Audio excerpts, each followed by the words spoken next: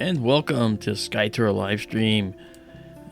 This is Mark D'Antonio, your hopefully effervescent host of SkyTour LiveStream, but I also have with me tonight Daryl Mason. Hey, Daryl.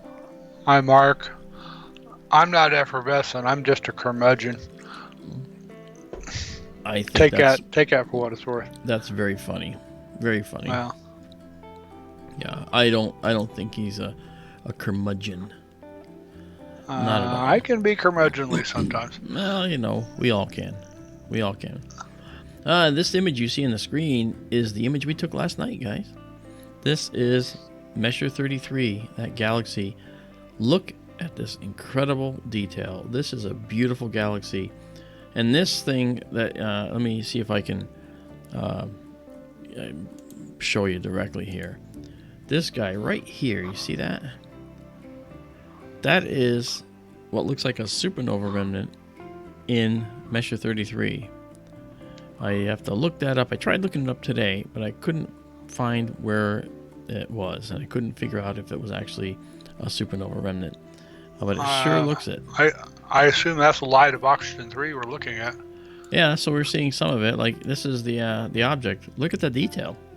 Wow. We're getting a lot of detail in this little object right here. Not bad, That's really big. That looks almost like a screaming face. It does, doesn't it? It's like the Eskimo Nebula in a galaxy 2.7 million light years away. Uh-huh.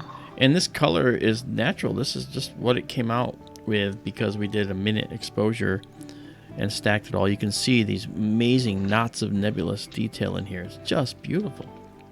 Just beautiful. The large H2 region up at about 10 o'clock. Yes. I assume that's the same one that, I know you marked it last night, and it looks almost like it's outside the galaxy in the short exposures you were taking, and it looks well inside the margins of the galaxy now. I guess that's what time exposures do for you. That's correct. And the stacking. That's correct, yeah. And got another SPAR alarm outside it. Yeah. And when I first took this picture, this object, like you were saying, that's the one you're talking about, the 10 o'clock, association of stars there, looked outside, but so did this. And now you can see that it's literally in one of these ends of the spiral arms here. Right. You notice at the distance of the galaxy and the scale of the thing, that's huge.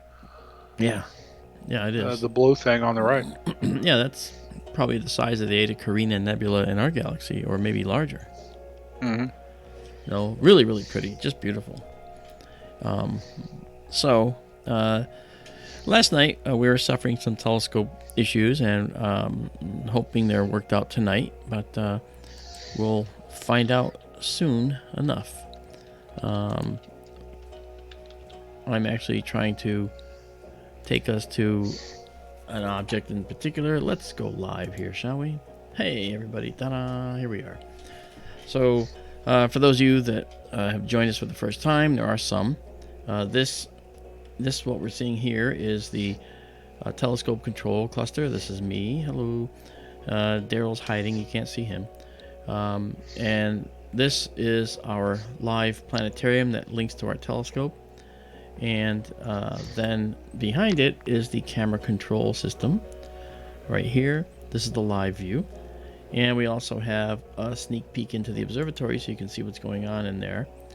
And that's the telescope right there. And so we're looking right now in the constellation of Cepheus, or Cephas as some people call it. And I think it's really pronounced Cepheus. Then we'll find out, all of us will find out, Cepheus, something like that. Don't tempt me. I saw an astronomical pronunciation guide recently I thought about sending to you. Really? Yeah, I need to go find it again. It was on the APOD site a couple of weeks ago. Was it? Yep. Uh-oh. And what did it say? I don't remember what it said for Cepheus. Okay.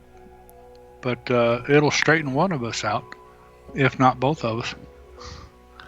So is one of us Me? I didn't say that. I have my ways of pronouncing things. That's true. Yes, I know. Carry on. No worries. Just don't call me late for dinner. That's all. I will not.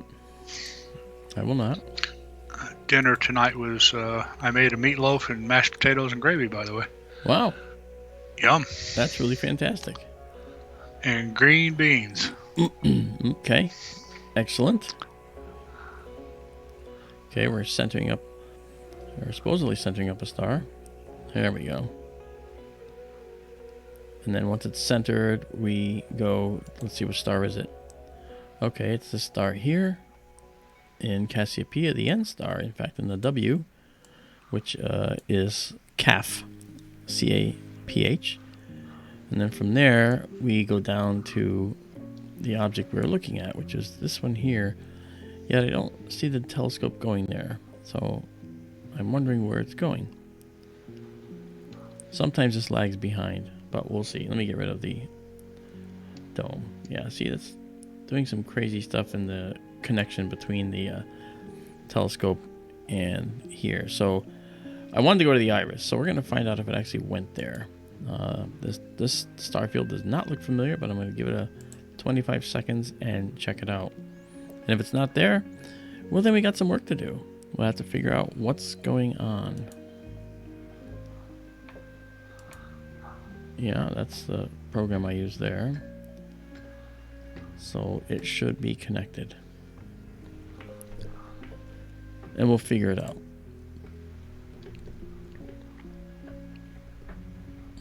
I was going to try and test this. Yeah, see, we're not there. And we are looking straight through. There's no filter that we're using right now. So this is a straight through view. And let me go back to here and here.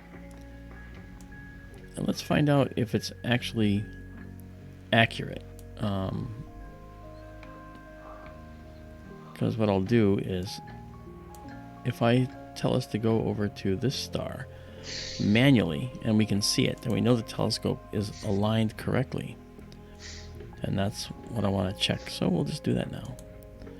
Let's go to a little bit faster motion here and let's head to the west. Or is it to the east? Let's find out. Yes. Combo. Alright. And now if I go up.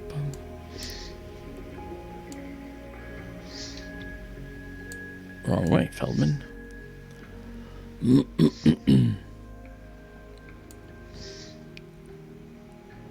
Okay, and then over a little more.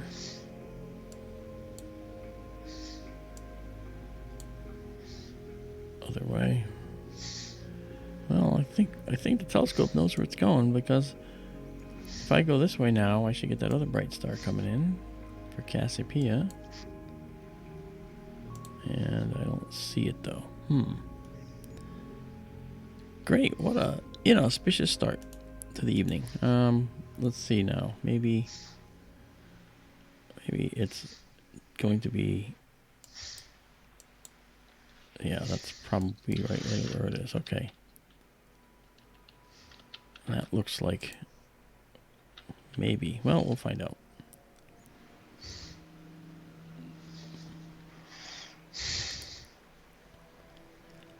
And now,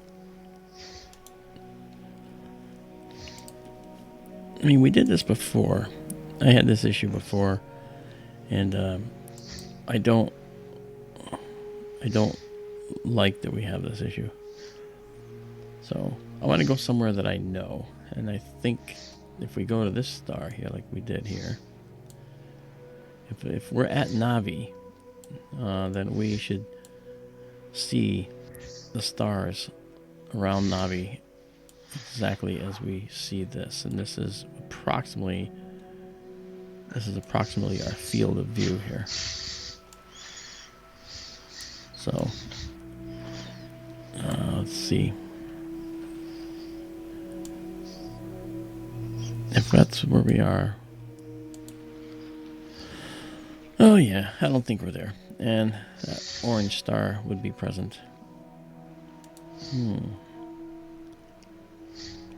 I don't get it.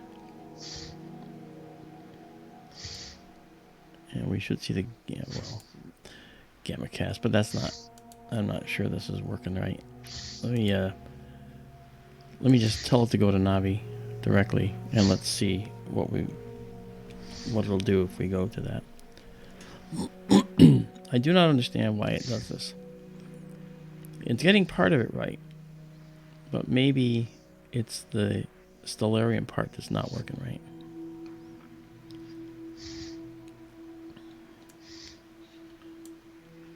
Where is it going? Ain't technology grand? Yeah. Yeah, it's whatever it is, it's not working right. Ay. All right, well. Typically it works right every night. And something started going wrong. Of course, I am using a new computer right now with this. Okay, so it thinks it's here, but you know what I need to do? I probably should just shut this down and reconnect it all, which is easy. I mean, I can do that in about 30 seconds because this should be pointing at a bright star. I'm not sure which star it is. If it thinks it's Navi, it's in the wrong place. Way in the wrong place. And this, I don't think that's Navi. Maybe it is. I'll have to look here again. If it thinks it's at Navi, it's literally several degrees away. It should not have gone down there. I'm wondering why. But we have a star there. We have two stars there. Star there, but no star down here. They all look the same to a level of our understanding. Okay, let's see. Okay, first things first. Let's get rid of this. And let's go to here and disconnect it. So I disconnected the telescope. And now I'm going to connect it and see if it thinks it's in a different place. If so, that could explain what had just happened. Because we are using Stellarium to go where we wish to go. Alright, and now let's see. Move this over. Get rid of this. And we'll go like this. Okay. Like that. And then we're going to move this in. May I say something? Yeah, of course. Right there, Fomalhaut. Okay, Yep. Stay right there for a second. That shows Fomalhaut a little bit west of south, slightly west of south. Okay. And I have. It's actually west of south right now. Yeah, according to this. Yes, I have Heavens Above open for your location, and it's showing Fomalhaut well to the southeast. This way, huh? Mm-hmm.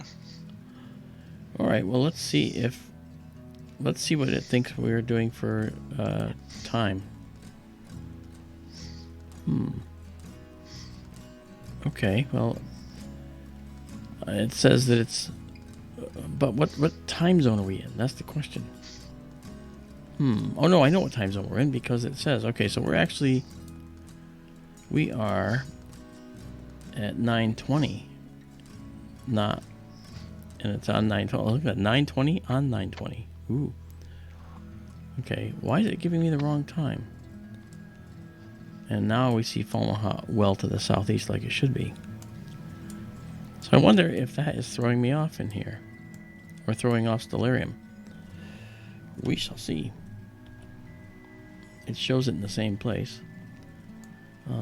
Okay, let's go up to this main star. Alright. And we'll try that.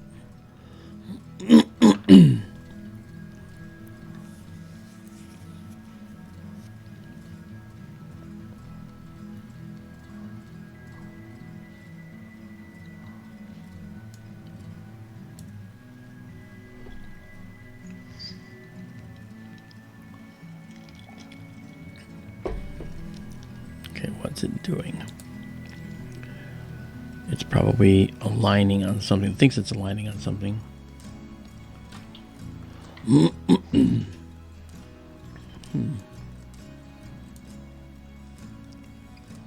I don't know.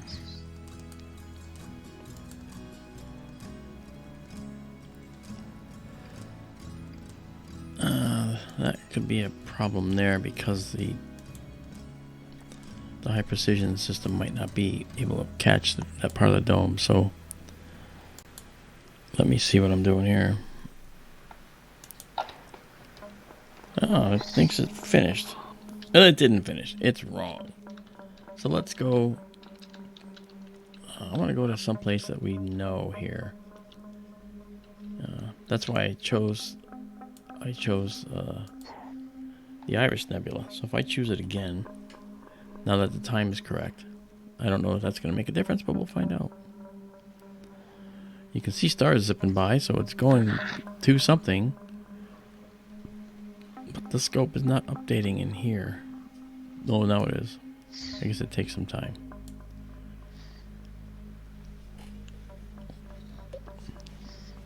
But it's not correct. It isn't correct. I have to test. There's another thing I can test, though.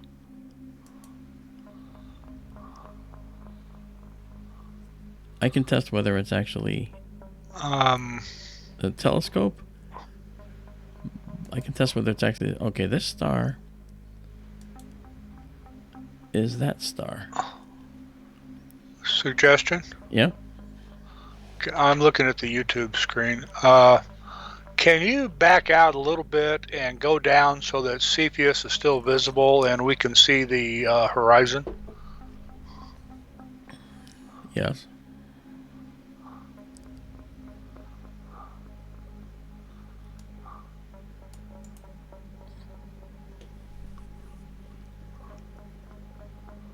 Okay. You shouldn't... If you're looking at the YouTube screen, you're 30 seconds behind. That's really not I'm helpful. looking at your screen now. Okay. Okay. And scroll just a little bit to the left. Nope, the other left. The other left, okay. Yeah, okay. So you go back, put north in the middle. Okay. And now I'm still comparing your stellarium view to Heavens Above, and it is corresponding better now that the pointy roof on Cepheus is pointing just a little bit east to north. It's pointing straight down. Yes. Let me just take a shot here. I know that we don't have it, but I gotta take a shot here. I don't know why we're getting what we're getting. Before, Cepheus was pointing like it had already transited the Venus, the zenith. Well, It was pointing to the lower right. Okay. I mean, here I can make it point a little bit to the lower right. So, but you're right. Okay. Let's see what we got here. Yep. It went to the same place that it erroneously went to before. So it's going where it thinks it should be going. So that actually is helpful. So that tells me that Stellarium is thinking it's going to a certain place. But now what I'm going to do is I'm going to take us to another place using this here. This is actually the software that drives the scope in a different manner. But first of all, let's grab the iris, and it's actually NGC 7023. Okay, and I want to see if the coordinates within here are correct. All right, so let's look this up. Deep sky. These are the Messiers. Okay, let's do a search. Okay, so let's look up NGC 7023. Excuse me. All right, do a search. There it is. And now we're going to say OK. And now those coordinates are in the telescope. And now we say go to. And the telescope is moved. So this product here does not think we were at the same spot that the telescope, that Stellarium thought. So there might be, if this works, it'll mean there's a disconnect with Stellarium, and I'm not trusting where the scope thing here in Stellarium says it is. And this doesn't make sense either. We saw this view before, so I'm not sure what it's doing. I suspect it's going to, the high precision pointing is this bright star here. It's going to, and it looks like it thinks it's going to this star, but it didn't update very well, so. Yeah, that's calf. Yeah, right. Yeah, that's where it thinks we are, and then it should go from here over to the iris. And if it does, then it means that we're looking at an error within Stellarium. If not, it means that there is an error with the alignment of the telescope.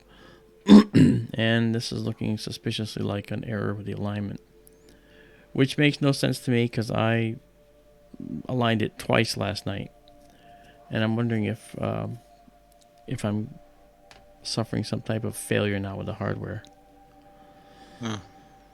How exciting. Well, hey, if anything, you get to watch me do the alignment, but I won't be able to communicate it because I don't have a way to communicate out there. I used to. I got rid of it because I'm doing it all remotely now. Because it's cold out there now. So let's see. If I were to look at this, it tells that the telescope thinks it's there. I'll do 25 seconds again.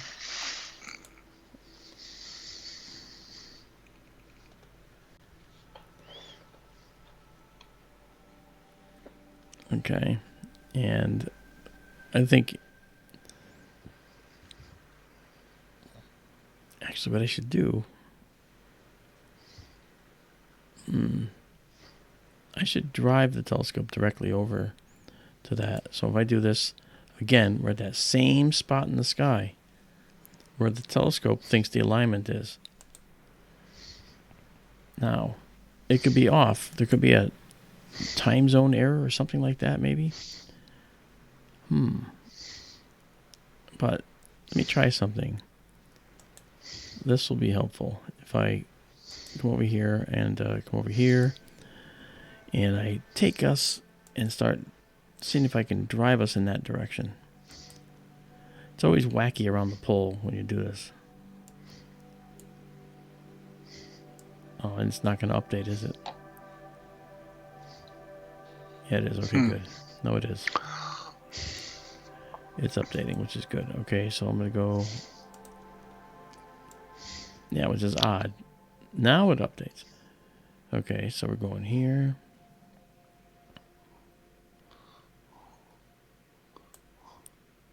And I think I got to go this way.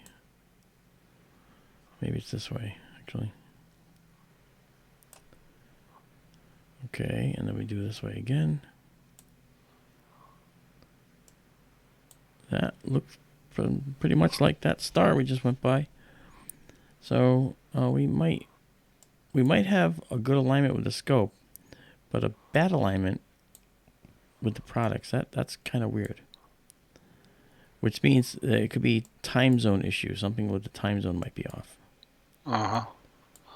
Which could explain, it's the clue we've been getting for 2 days now, Daryl, like you said. You know? Yeah. All right, so let's... Well, that view, it is showing the peak of the roof there in Cepheus, pointing straight down. Yeah. It's a little bit to the east of Polaris. Yeah. And that's what Heavens Above your location says. Okay. Let's try something. The point of Cepheus is basically pointing down toward the north-northeast right now. Okay. Just a little bit east of due northern horizon.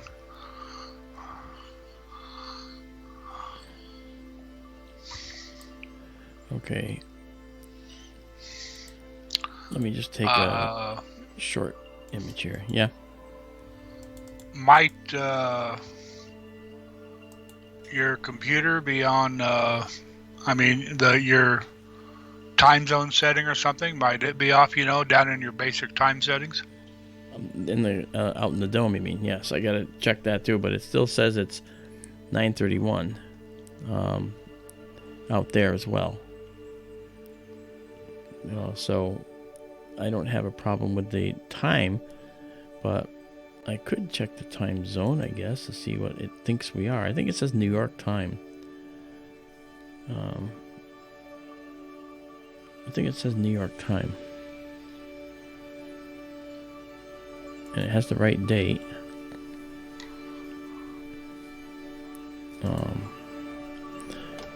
So that's correct. Let me just try with some. Sorry, just a thought. No, that's fair. I was concerned about that as well. You want to see if you have the iris now? I just took a picture. It wasn't there. Oh. But I can see why it might not be, because I was still a little far away. Okay, here we go.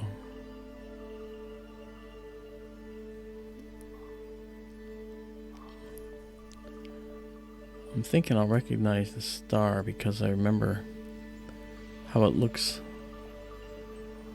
All right, let's try that. That's starting to look kind of familiar.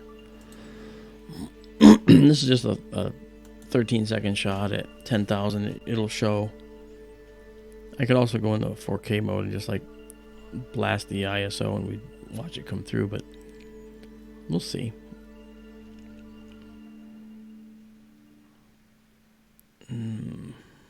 Wait a minute.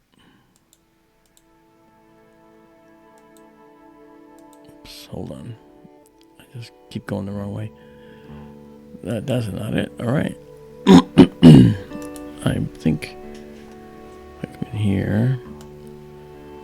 We should be able to see it in this field if it's there. Okay, so rather than mess around here, the telescope, something isn't right. The time zone here wasn't right.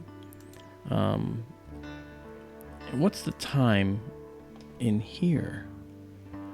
Well, it says it's the right time here too. Let's go into the settings and see if there's anything in here that might help us. Location. STLS East. Yeah.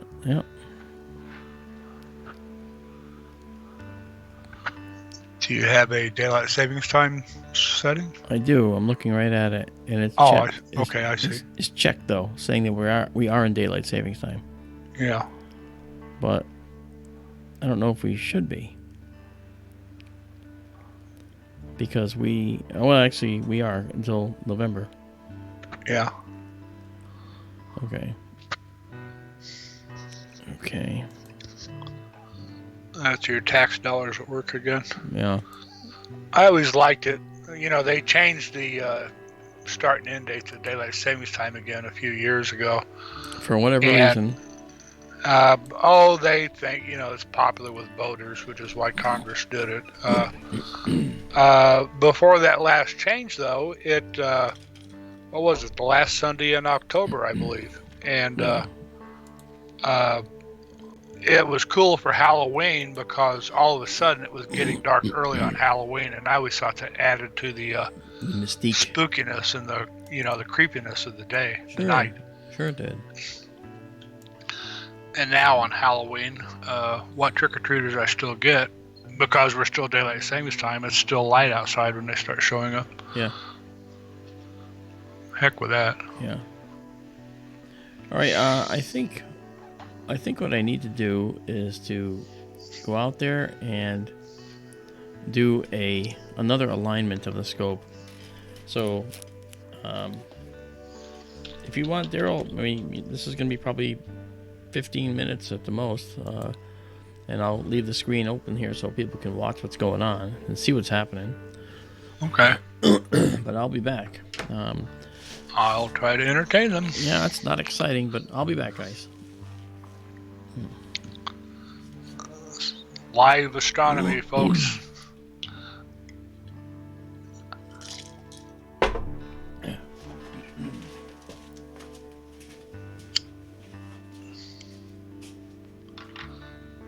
Technology is great until it stops working. That's why I've kind of been moving the other way. I own a couple of go-to telescope mounts, like what Mark's is there. You know, you have to go through an initialization and alignment procedure to let the telescope know where and when it is precisely. And then it's supposed to go wherever you tell it to go, and this is evidently the hiccup we're having right now. And my go-to mounts will do the same thing, but I may have mentioned recently, I've been thinking about getting a simple manual altitude azimuth mount, an altaz mount for my refractor at least, just so I can grab it and go out and, you know, look at the planets and stuff with. Amanda made a good suggestion to me a couple of weeks ago. We were talking about this. She said I should build one. Sort of like if you've ever seen the pictures of my red telescope, the one I built back in 1996. I designed and built that whole thing myself, including the mount. It's an equatorial mount, but I was thinking of using the same methods to build an altaz mount for the refractor now. It's just constructed out of pipe, but I used structural pipe fittings as part of the construction. And I don't mean to go over anybody's head. Structural pipe fittings are not the same as plumber's pipe fittings. They're used in like building greenhouses and guardrails and stuff like that. Structural fittings are. And you can cobble some pretty neat stuff together with them. Anyway, Amanda, it was her idea. I gave her all the credit for it, and I just need to get off my lazy butt and figure it out and do it. The one question, of course, is can I do it cheaper than I can buy it? And I may have waited too long to buy one in a timely manner. I've identified a couple. One is $600 and another one is $400, and I need to wait till the company's open tomorrow to verify with them. You know, $600 ain't cheap. I'm retired. I have a pretty limited budget, but it would certainly be more convenient than having to come up with something from scratch. And where I am now in life, since I'm retired, it used to help a lot that I used to have a full machine shop at my availability where I worked.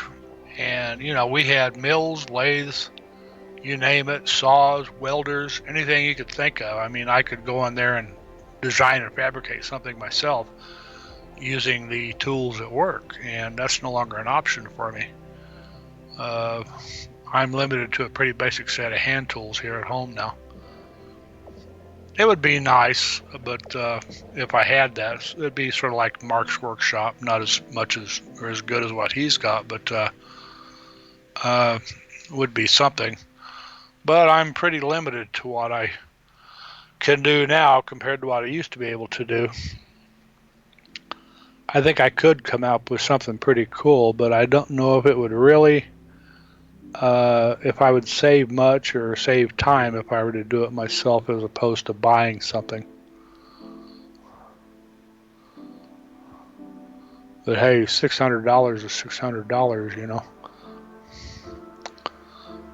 And I'm poor.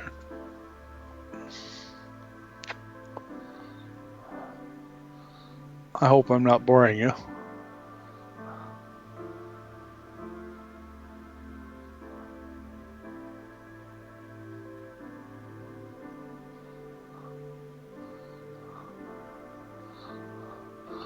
I love my old 8-inch red telescope, the one I built. I've been wanting to drag it out, but the weather hasn't been cooperating here. That plus the forest fires. It's been cloudy, plus hazy and smoky here, at least sometimes. It's been gone. The haze has gone away for the last day or two, but the clouds are still here, and the haze is supposed to return overnight tonight. which sucks because I've really been wanting to drag the scope out into the driveway. And look at Jupiter and Saturn before they go away, and catch Mars coming into prime time. I've really been looking forward to this Mars apparition, and I'm glad Mars has been he's been willing to look at it. We've had some discussions about camera setups to try to get a larger Mars image, and some are limitations of his telescope mount and the length of the optical train attached to the back of the telescope. It'll be an interference. It won't fit in the fork mount, basically, if he tries to change to what I was suggesting. But it would, if he could make it work, it would be yield a much larger and potentially much better image than what he can get at present. He's presently set up at prime focus of the telescope for shooting deep sky objects, which is what he likes to do, and it would be a matter of shooting at a much longer focal length, a narrower field of view, but you'd get a higher magnification to be able to zoom in more on Mars. Get a larger image and hopefully a more detailed image.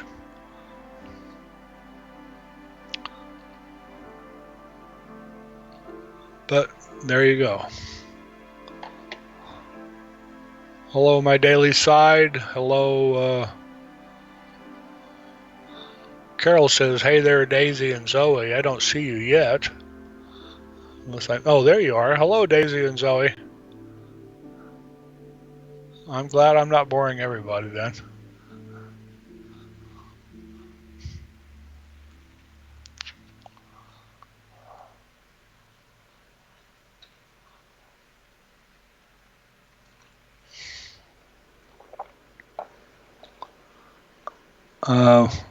Thank you, CODIS.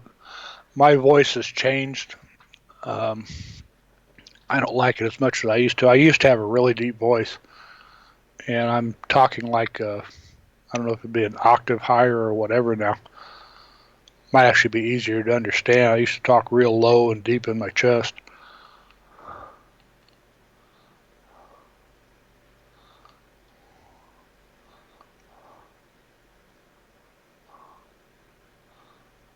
Thank you, Isabella. Oh, we got something there.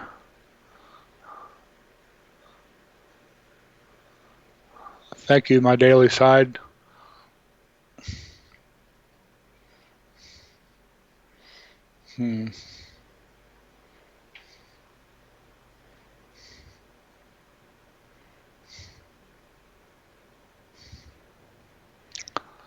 Oh, Carol.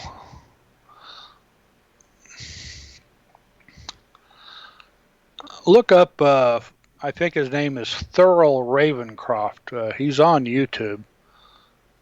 He's the guy, I think, who made the song famous. He sings Asleep in the Deep. If I could control Mark's page, I would look it up myself. He's got an amazingly deep voice. Many brave souls are asleep in the deep, so beware. Beware.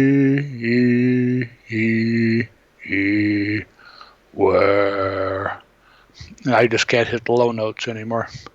There you go, Carol. I wouldn't do that for just anybody, you know.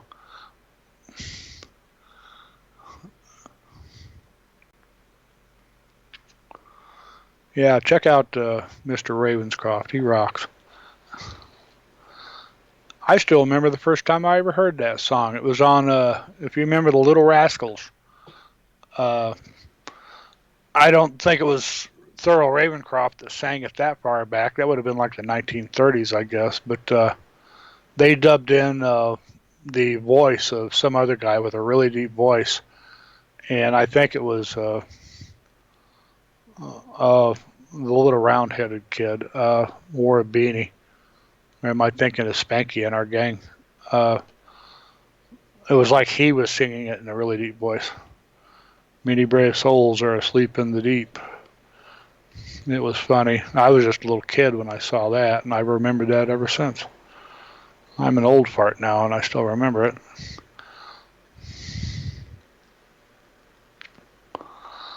Thank you, Carol.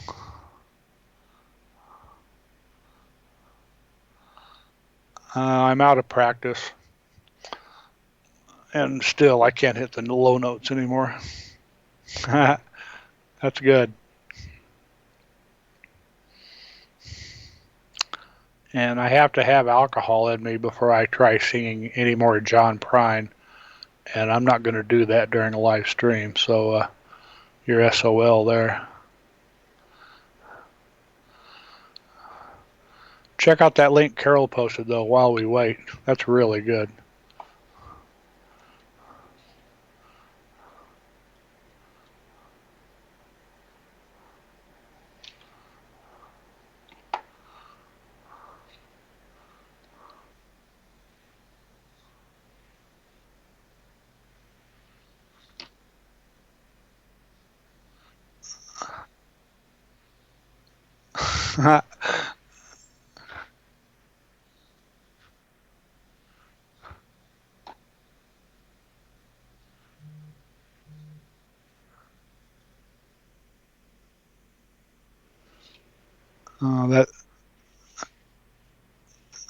That's great. Thank you, Carol.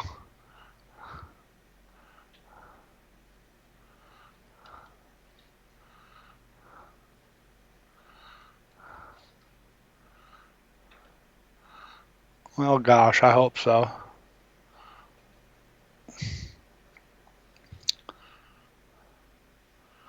I accidentally left the stream there for a moment when I clicked that link Carol posted.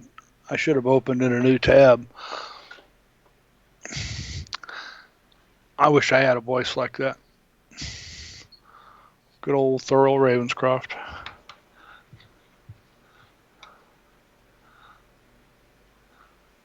I can't dance at all, Carol.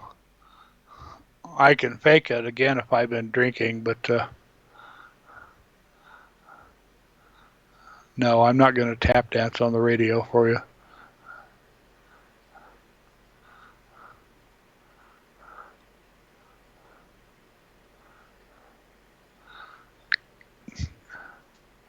Camp Town ladies sing this song, doo-dah, doo-dah. Camp Town racetrack 5 miles long, oh, the doo-dah day. All the doo-dah day.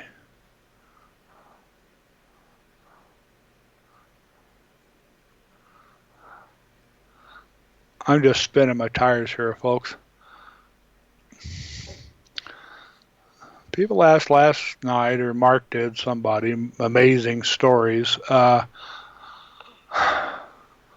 most amazing thing I ever saw, I've talked about before, I guess. August 21st, 2017, a little over 3 years ago, I drove, I started out heading for a place called, I can't even think of the name of it now, up in Wyoming, a couple of hours north of Cheyenne, Wyoming. It would have been a straight shot on Interstate 25 all the way to see the total solar eclipse. And traffic got really bad by the time I crossed the Wyoming border, and it came to a dead stop by the time I hit Cheyenne. And I mean, traffic was backed up for hours. And I was well outside the path of totality then. Luckily, though, and I had planned for this as an alternative location, I just happened to come to a dead stop right at the I-80 turnoff. And I jumped on Interstate 80 and I headed east and drove there to Highway 71 north, and I wound up some miles north of Scottsbluff, Nebraska. And it was really interesting country. It wasn't at all what I was expecting, you know. I guess I was expecting cornfields, and it was a very western, almost mountainous looking location, Scottsbluff itself. And then where I was maybe 10 miles or so north of town. It was a very Badlands looking kind of area. And the weather was perfect, and I got to see the total solar eclipse. And it was just absolutely amazing. It was stunning. It was very alive and electric, and no picture could do justice to what that we saw that day. It was just alive. And it wasn't just black and white. I mean, there were reds and purples, and we watched for the shadow of the moon to come up out of the northwest, and the sky was just changing colors like crazy, second to second, all the reds and blues and purples, and then totality started. And I had driven over 600, well, no, half of that. I had driven 300 some odd miles total to get there. And the eclipse was over in less than 2.5 minutes.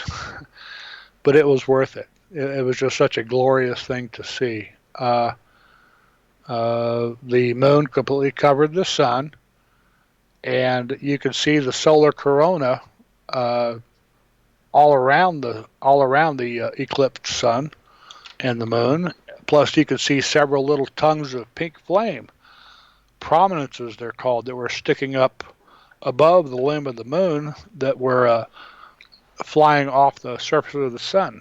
They're called prominences, and it was just such a glorious thing. I'd never seen anything like that before. You see a bright object with a blue halo around it and another blue halo to its upper left. You'll probably see it in a little bit here with the lag. Those are called specular reflections. I need to talk to Mark about that sometime. But hey,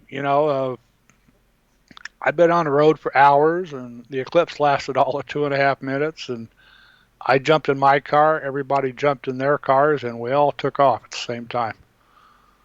And I was looking at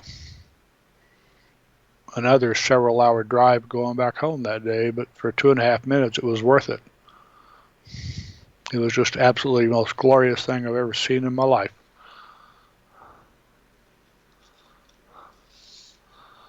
Probably the second greatest thing I ever saw was the Leonid meteor shower back about 20 years ago. It was the peak year of the Leonids, and it was not a meteor shower, it was a meteor storm that year. We were, the sickle of Leo rose. The sickle of Leo looks like a backwards question mark about as big as your hand at arm's length. And the bright star Regulus is the period at the bottom of the backwards question mark. Regulus rose right at midnight, and the radiant point of the shower is right inside the sickle shape, the backwards question mark, and they were just shooting out of the radiant point nonstop. And as it rose higher, they spread all over the sky. Basically, anywhere you looked at any time, you saw a meteor pretty much constantly. And before I saw that eclipse, at least, I had to say that the Leonid shower that year was the grandest thing I'd seen. And it's down to number 2 now. Yes, David, specular reflections. There's internal reflections going on inside the telescope somewhere, and they're making it to the camera sensor. They're sort of like ghost images.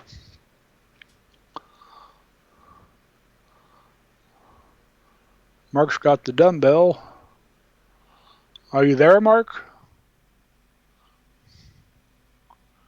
He might have a minor collimation issue. I'm not sure, or something. Maybe one of the lights bouncing off the filters or something. I don't know what, because I've never seen it.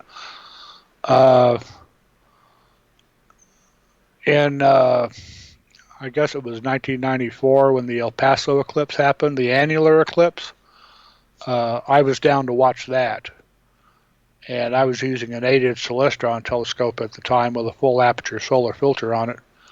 And I shot the annular eclipse all the way from first contact to fourth final contact, beginning to end. And I was so proud of myself. It was beautiful to see. An annular eclipse is when the moon is far enough away and the sun is relatively close to us that the moon fails to cover the entirety of the sun's disk. So what you see is like a little ring of fire around the moon. Looks really cool. I got home, and this was in the days of film still. And I took the film off and had it processed. I got the pictures back. I opened up the photos, and I had a specular reflection on each and every exposure of the eclipse from start to finish. And I found out it was a specular reflection. I didn't learn until that way, the hard way, that when I put the full aperture solar filter on the telescope, I should have put a very slight tilt to it, not slip it straight on, you know. Uh, the solar filter looks like a mirror, and in some ways it very much is a mirror. And I had it on square to the tube, and there was a secondary reflection happening somewhere in the tube, bouncing off the back of the filter, I have to guess, and it ruined every exposure I took. It didn't ruin it, but it was visible in every shot. It was off to the upper left at about 10 o'clock from the main image of the sun and the moon. I could have, and if I ever found the negatives nowadays, I probably should have. I wouldn't know where to find them, though. It's been so long. Get them the secondary reflection, the specular reflection, photoshopped out.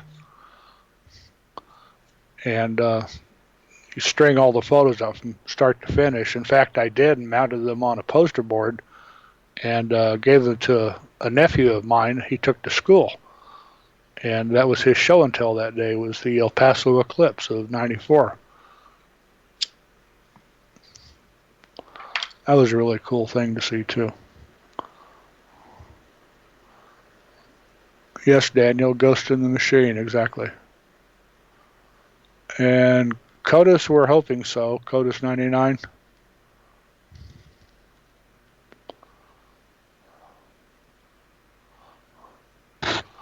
I said the other night that Mars from opposition to opposition takes about 26 months. And it'll come around again in, 2 years, 2 months, sometime in 2022. But as somebody asked last night, it is a perihelic opposition. That is, Mars is near its closest point in its eccentric orbit to the Sun. And as we are passing between Mars and the Sun, it's also closest to us. Therefore, it looks bigger, brighter, and more detailed. As opposed to if it was an aphelic opposition, when Mars would be at aphelion on the far part of its orbit from the Sun, it would look much smaller. It's a perihelic opposition this year, and there's not going to be another one until the year 2035.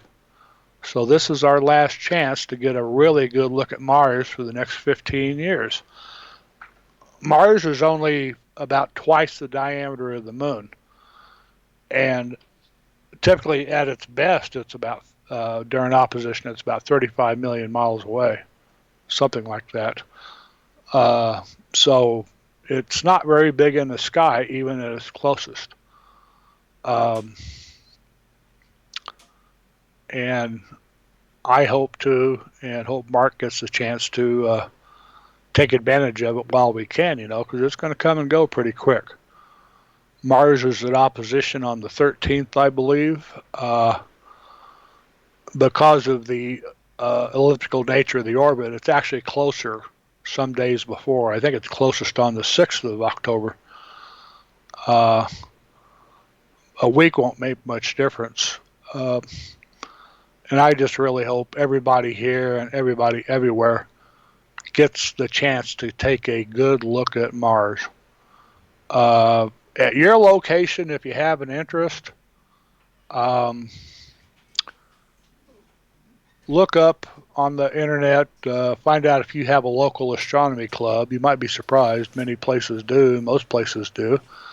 And they tend to put on public programs, star parties.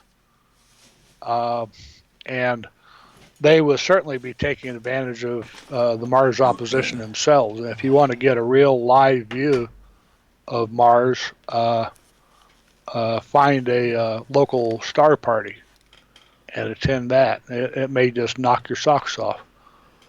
Welcome back, Mark. Hey guys. Okay, I had a number of issues. Actually, you kind of got a view, and I still owe Sean, who hopefully is still here, a discussion about how to get stacked solar images. I haven't forgotten you, Sean, if you're still here. And thank you guys for that. I had a number of issues out there that I had to fix. And the way it goes is you line up Polaris in a sense. You don't really line up Polaris. Okay, you line up on the pole and you start taking pictures. And when you get you move the telescope up so that it's literally pointing directly toward the pole, and you take a photo as you're running the telescope in a circular manner like this. And when you see the center point is in the middle of the field, you know that the telescope barrel is perfectly aligned with the polar axis. And so I got that done. And then you have to find Polaris. And that's what you saw, that bright star that kept bouncing around in there. Polaris is moved kind of into the field. And then you have to literally adjust the entire mount that the telescope is sitting on to align Polaris so it's more or less in the middle of the field. Then you tell it to go to a bright star. I chose Vega. And Vega, it was way off. It was like 30 degrees away from Vega, which is not atypical. And then you move Vega in. This is Vega. And you say, this is where Vega really is. And the telescope says, oh, okay. And you tell it to align with that. And so that's what I did. And then I said, okay, the big test. Let's go find the Dumbbell Nebula. Dead center. Just what you want to see. Trust me. Okay. Sure. Yeah. Mark, you have quite a specular reflection going on in that Vega image. Oh, yeah, I actually do. Isn't it kind of cool? Look at that. Mm-hmm. Yeah. This is, of course, a bright star. And, of course, I was, Vega's one of the brighter stars at magnitude 0.05, I believe. And it's used as a standard star for us. And when we look at Vega with a spectrometer, we see very, very strong hydrogen lines in its spectrum. And when we do this eventually, when we show you eventually how we do the spectral stuff, you'll see how it works, and you'll actually, I think, be pretty intrigued by it. When you're an astronomer, you only can have the light. You only see is the light. That's all you get is the light. That's all we see, and the light is, of course, the most important thing to us. So, in the star Vega here, Daryl was saying this reflection is pretty cool. I've received UFO photos of this very thing. People said, "Look, the mothership is approaching," and it's like, okay. Yeah, I don't doubt that there might be aliens out there, actually, and I don't doubt that they might actually be here. What I doubt, though, is that you're showing me a photo of a mothership when you have such a bright star in the image. Same color, the whole 9 yards. So it's kind of crazy, sometimes to entertain that. But I understand, if people don't know, they don't know. So if you ask a question, it's fair. Oh, I am sorry that took so long. I bet you, we have, 4 people left watching, This is the program that I was using out there, but you didn't see it because I was running it off screen. But hopefully we still have a number of you out here. Look at that. There's still 28 of you watching. Nice. Well, I'm glad you stuck with me. Thank you very much. Okay. Thank you very much. I tried to keep them entertained. Hopefully I succeeded. Apparently you did. I told them while you were gone because we saw that specular reflection go by. Yeah. I accidentally got a such a reflection when I shot the annular eclipse down in El Paso, Texas, back in May of 1994. Okay. I shot the whole eclipse, start to finish, Yeah. over the course of a 36 exposure roll of film, Okay. whatever it was. And I didn't know it until I had the film exposed. I was so looking forward to those images, and they came out, and there was a ghost image of the eclipse up in the upper left-hand corner, and Oh, it was on every single image. I read wow. later it was because I had put the solar filter straight on the telescope, and I should have put a slight tilt on it. To It's stop an that. off-axis reflection, Yeah. and if I had tilted the filter, well, it would have been so far off-axis it wouldn't have shown up on the Yeah. film plane. Yeah. We actually had that happen a number of times when we were. I used to teach kids and and adults alike. Actually, I used to run overnight programs where I'd have kids all night long, and we would take photos, and then we go into the dark room and develop those photos. We would actually do the entire process, and so they would have something to take home. In the morning, they'd actually go home with printed versions of their photos they took that last night. And we did this on film in those days because that's what we had. But still, film at the time, and not so much now, of course, but at the time, film was actually considered not a good medium for doing stellar photography if you're doing serious research. You actually had to use glass plates because they didn't warp, they didn't bend. And I took many photos on glass plates this big, and just like the astronomers in the 1800s, it was like I felt like I was going back in time, but it was really, really cool. Really, really cool. Now let's make sure the telescope knows where it is.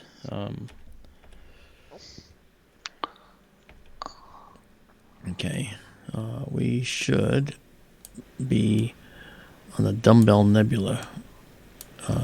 And are we? Yeah, we're close. Okay, so that's good. So, actually, no. I think I may have moved us. Maybe I didn't. Let's go back here. I don't think I moved us. I think we're fine. I think we're on the dumbbell. And at this point, after doing all this alignment out there, best to be safe. So I'll do a 10-second shot at 16,000. Hey, Cheryl, Texas.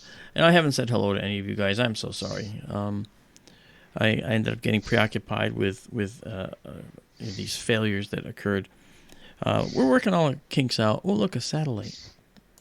I don't know if you can see it. Hold on. There, look at it. Cool. Yeah. And if I take it again, it's going to be going more over here. So let's just do a quick shot again. And we should see it down in this lower part of the frame.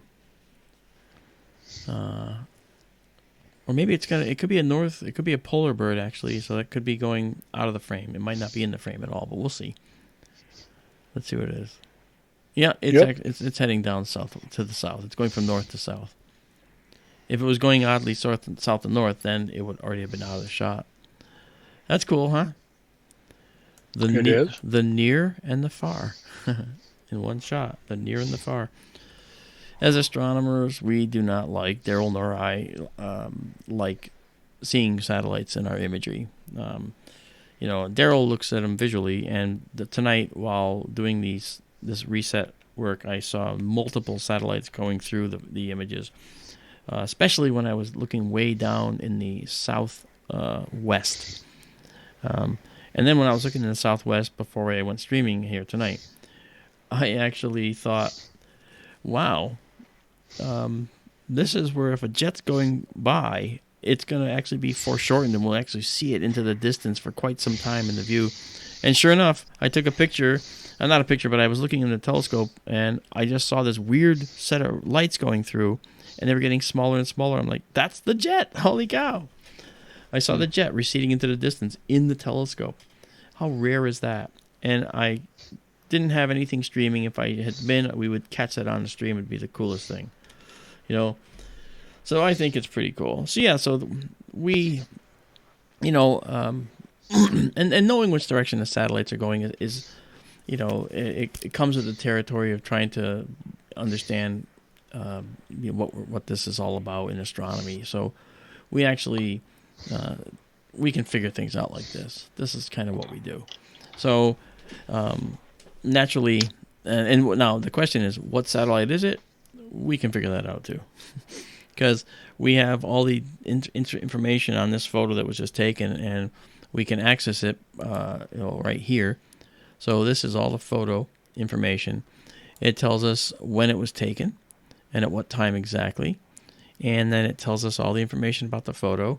And there's about 300 parameters buried on a photo, a digital photo. They run off the bottom of the screen here. You can't see them, but they keep going.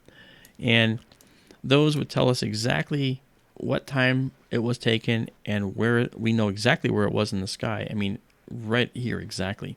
And that information can give us all we need to determine where it is. And this length of this trail and the time that I did the exposure for, I can tell you exactly how high it was in altitude. Where, in other words, where it was in its orbit, how high in its orbit it was, like what altitude its orbit was.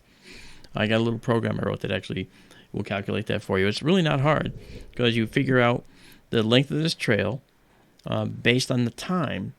And we know that satellites, to stay in orbit, have to stay at a certain speed in their orbit. And when they're closer to the Earth, that trail is going to be much longer. When they're farther away, that trail is going to be very short. In fact, it gets to be, from a empirical point of view, it gets to be a zero length when it's at the geostationary orbit distance, where the satellites are basically following the rotation of the Earth, so they're going to be exactly over the same spot. So if you're photographing the sky, you're going to see you'll get a very different view. But the satellite trail at geostationary orbit, you still get one, and I have to go into that and explain what you're actually seeing. Okay, here, this satellite is moving.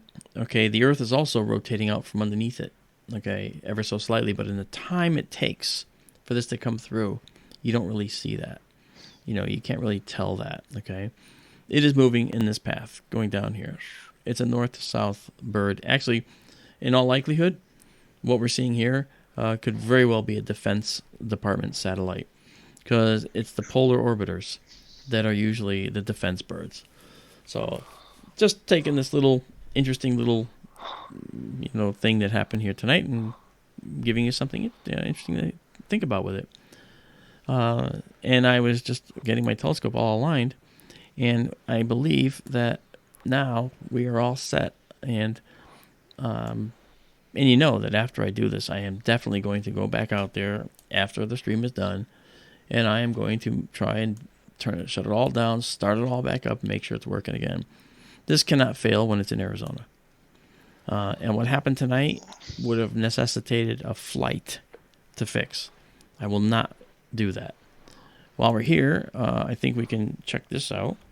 We've done this before, but I want to test the whole system. I'm going to test it all out, make sure it's working.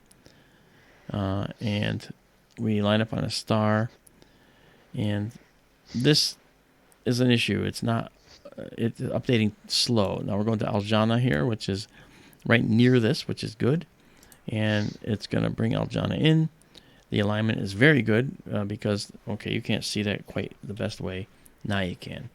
Okay, the star is being centered, and it's going to center it. And just as it gets it to where its center is, you think you got a star there. Then all of a sudden, the star gets ripped away from you, okay, as we end up going to the actual target.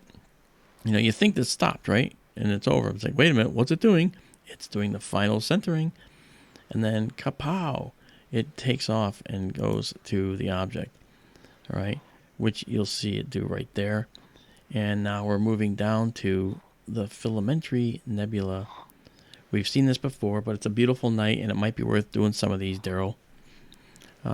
You guys saw the galaxy. This was taken last night, and I processed it. The detail in this is unheard of. Unheard of. This is just beautiful. Unheard of for SkyTour LiveStream. I just want you to know. So very, very pretty. So, and that was our welcome screen. And we took another one of the Wizard Nebula, which I also have, which I can show you as well. But let's see what we'll do.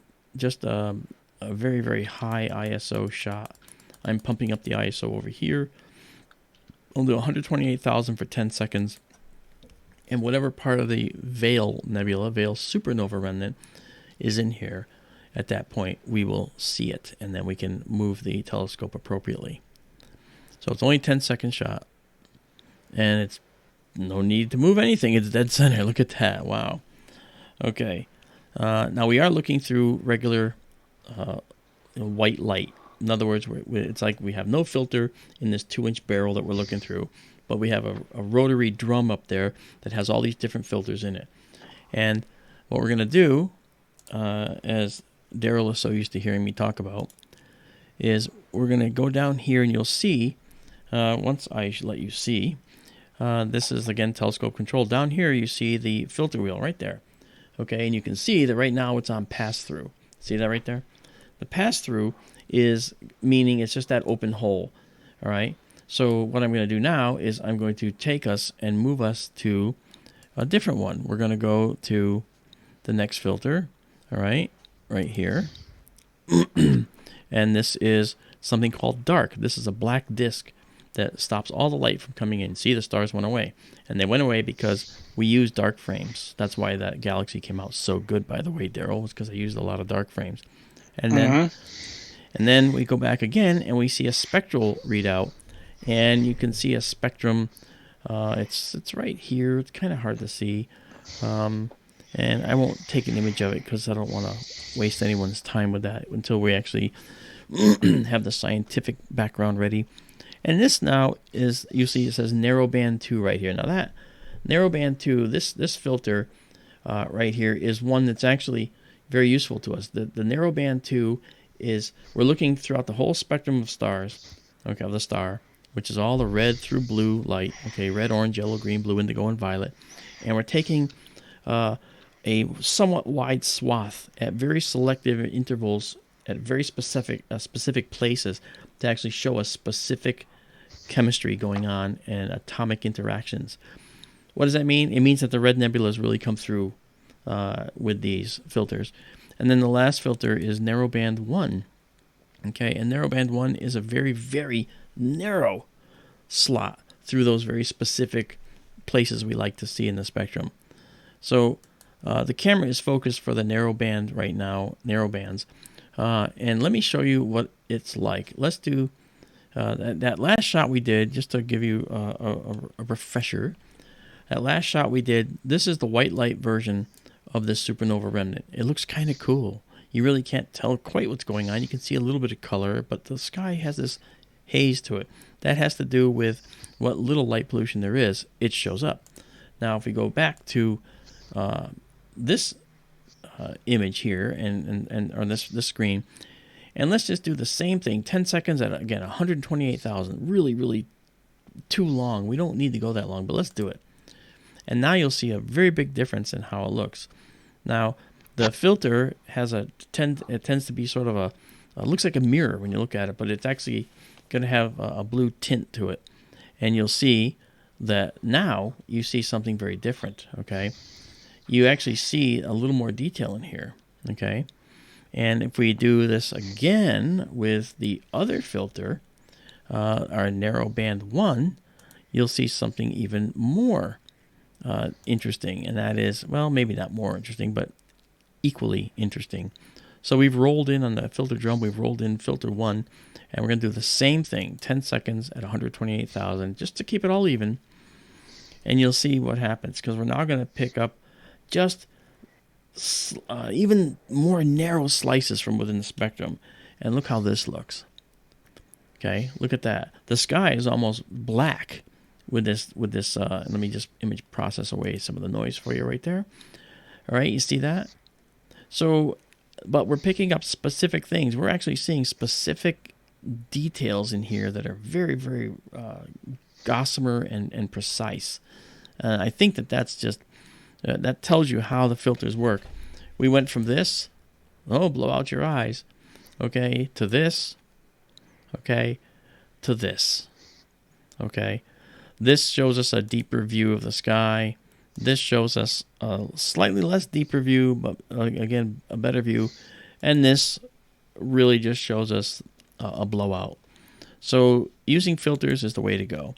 So what we're going to do is we're going to use narrowband 2. And because we're going to use narrowband 2, and again, I only did a 10-second exposure, but I'm going to drop this ISO way down. All right, just to show you how much better it can get. Okay, we're going to make it 20,000 is good. And we're going to pump this up from 10 seconds. Let's go to 30 seconds for this first shot here. Then we're going to go see other things up here. Okay, but I'm trying to share with you how the photography works. And in the chat earlier, right at the very beginning, Sean had asked a question about stacking solar imagery. And, you know, is there any solar imagery out there that you can stack and practice with? I don't know of any. However, I do have a way that you could do that. And that is using a program called, it's oh my gosh, that's beautiful. Sorry, it's called PIP, actually. And that's Planetary Imaging Preprocessor. Okay, I know that the word planet in there could throw you off, but it's actually not going to throw you off, because there's, if you look up PIPP online and you look for PIP with solar imagery, there is an entire web page devoted to just using PIP. Now, what is PIP? PIP takes video that you shoot, and every frame of the video is effectively a photograph. And with the sun, those are very short photos, and that means that the sun can be, you can have thousands of frames to stack in a very short video. You take a minute of video, you've got thousands of frames to stack. Okay, and I think that's something that you might find really interesting. You actually, you get, if it's at 24 frames per second, that's one. If you do it at 60 frames per second, that's another. Okay, 30 frames per second, that's something else. It's basically whatever the speed is that you use. If you use a 250th of a second, right? Well, that means that you have one frame every 250th of a second. So in a second, you have 250 frames. Okay. Now, if you take 1 minute, okay, 60 seconds times 250 frames per second, you can see how that rapidly adds up. And those frames can be used as individual photos that PIP will take and sort according to their quality. And based on their quality, PIP will then pick the ones that it will stack, and it will stack for you. And you can actually get a gorgeous photo through PIP. I use PIP, for instance, when Daryl and I were looking at Mars the other night with all of you, and I did a video, which is still in the camera. I've got to go get it and retrieve it from the camera. And then I'm going to take that, and I'm going to stack using PIP all those Martian images. Well, it doesn't matter if you're looking at a big thing like the sun or a little thing like Mars. You can still get the same result. So, Sean, if you're still here, do check out PIPP, okay, Planetary Imaging Preprocessor. It's free, by the way, just so you know. It's a free product. And you will be able to image like a champ in no time. If you have any hard problems with it, you give me a message. You can reach me at SkyTour Radio at kgraradio.com. Write that down. SkyTour Radio, that's all one word. SkyTour Radio at kgraradio.com. Alternately, you can actually call in on our Sunday night show, which is supposed to have been tonight, but I couldn't do it because tomorrow, what we don't see behind me is this is all set up with equipment for a film shoot we have to do with A&E tomorrow here. And so I'm going to be wrapped up all day, and I was wrapped up today.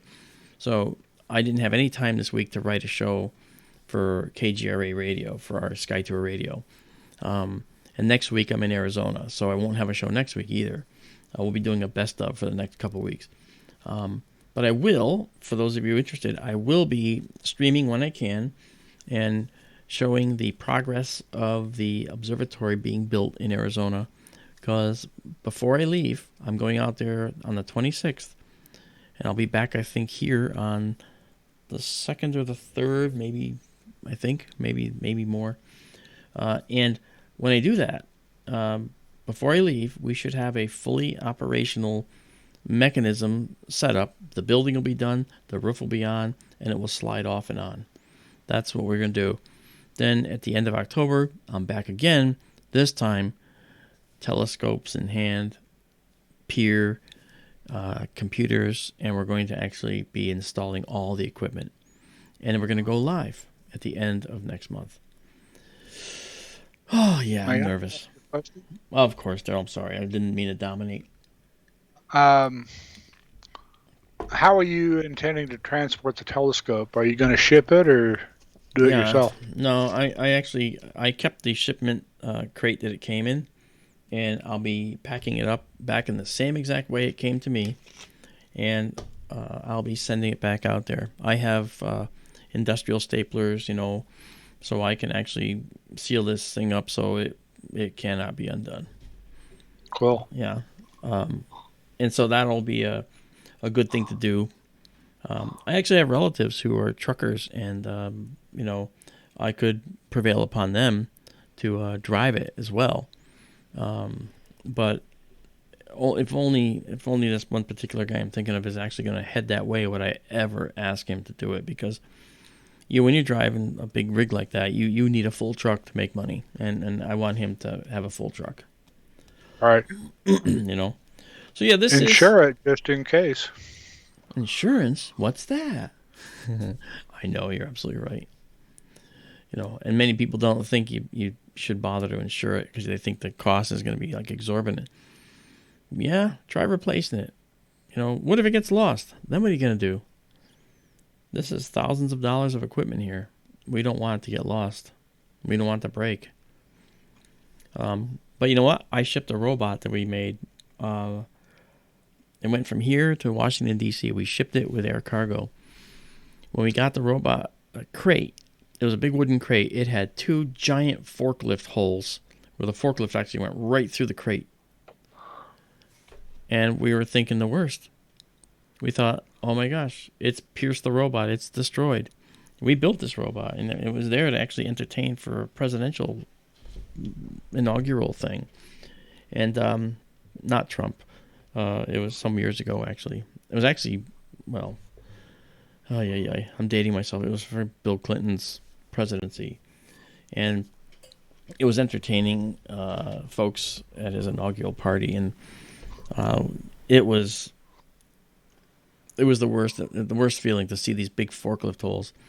We quickly took off that crate. We couldn't get the top off fast enough, my partner and I. And he and I looked in there and went, and the forklift tines had just missed the robot. So we're like, oh. And we looked at each other and both said at the same time, glad we made it this big, because it was a lot of cost to get this crate because it had a lot of room around the robot inside. And we thought that would be good just to keep anything from poking through the crate and damaging it potentially. Boy, were we right on that one. Anyway, I shipped a robot. That does sound so odd, I know. And the robot didn't feel my pain, no. But he did impress everybody because the robot met over 200 people. And he remembered every single person's name by sight. He could recognize them and said, oh, I know that. I know you. And told them their names and what they had talked about. It just blew everybody away, And the Secret Service actually gave us quite a hassle. They demanded to see the inside of the robot. And we said, nope, you cannot. That is our proprietary design. You are not seeing inside this. You are not taking pictures. And they relented after our sponsor, who was Electronic Data Systems, EDS, intervened. So that's a whole nother story, a whole nother tangent. I apologize for that, but I'm just pleased the telescope is now doing what it should be doing. Okay, so we just looked at the dumbbell and now the veil, and I'm convinced the telescope is going to be functioning correctly. So what I'd like to do is to look for some odd things we haven't seen before. I've never seen this guy ever. And let's go see it. This is called the Pink Pillow Nebula. And Daryl, go ahead and say it. It's these odd names, right? Very odd names. Me? Yeah. I wouldn't even think such a thing. You are so liar. This is the bright star Deneb. It's the brightest star in Cygnus. You can see that the telescope's lining up on it right there. And then we're going to go from there over to the Pink Pillow. The telescope is going to center it up. And just when you think it's going to stop and do nothing, the telescope's going to whip it away, okay? And that's the process. It actually goes to the star, does a very highly precise alignment with that star, and then it knows exactly how far to go to get to this other object here. Okay. The telescope is here, but clearly these two things are not really aligned with each other. But as long as the telescope thinks we're there, we're okay. And as long as the telescope puts us there, I'm going to do 40,000 for ISO for 25 seconds. Why? Because I can. This camera goes to a 409,000 ISO. That's a very sensitive camera. It turns night into day. You know? So, I moved on to my next lemon seltzer. Wow. Okay, so I've never seen the Pink Pillow, so I don't know what it looks like. I guess I won't. Oh wait, that's it. Look at that. That's actually a planetary nebula. Look at that. Uh-huh. Okay, so you know what I'm gonna do, and I knew that too. I don't know why I thought we needed to go to 40,000. Here's what we're gonna do. I was wondering why they'd call it a pink pillow when it's the color of doubly ionized oxygen. Yep, that's correct. And doubly ionized oxygen, for you guys out there, is a turquoisey bluey color. It can look like green as well. And we're going to just do a short exposure here to kind of give you a better idea of what that looks like. Let's try 2 seconds at 2500. It should be sufficiently faint enough. Maybe 1.5 seconds. All right, and now if we zoom in on this, all right, and we can look at it. Maybe we can do an instant zoom here. Do I have the instant zoom built in here to this?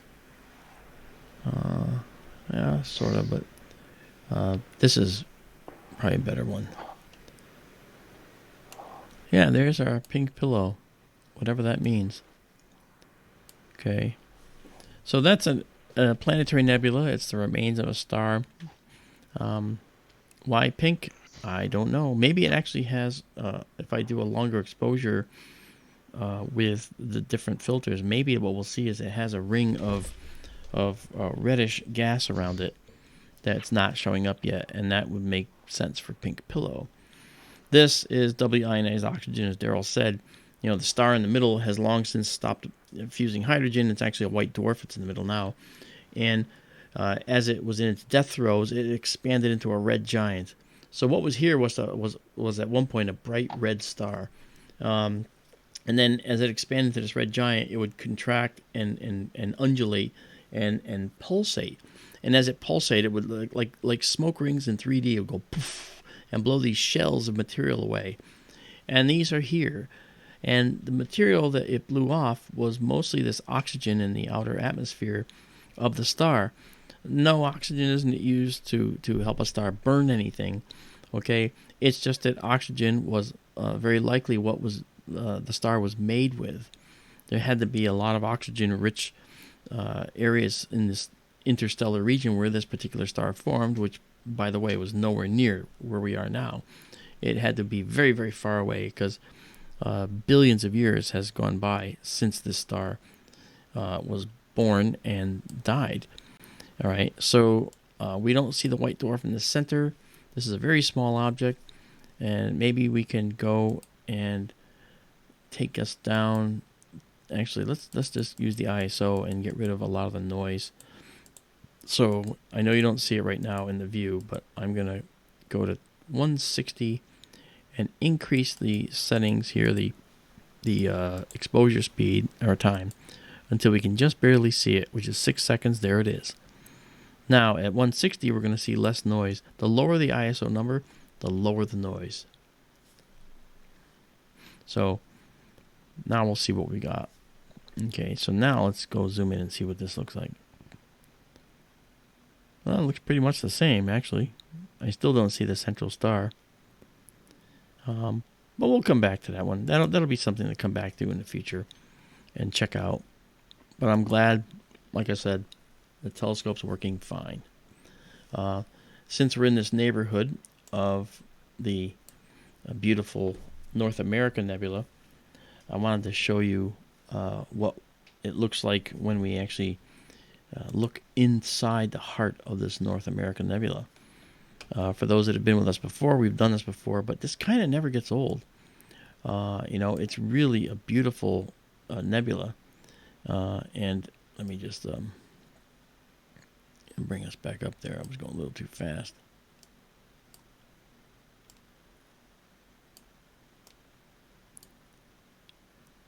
There we go.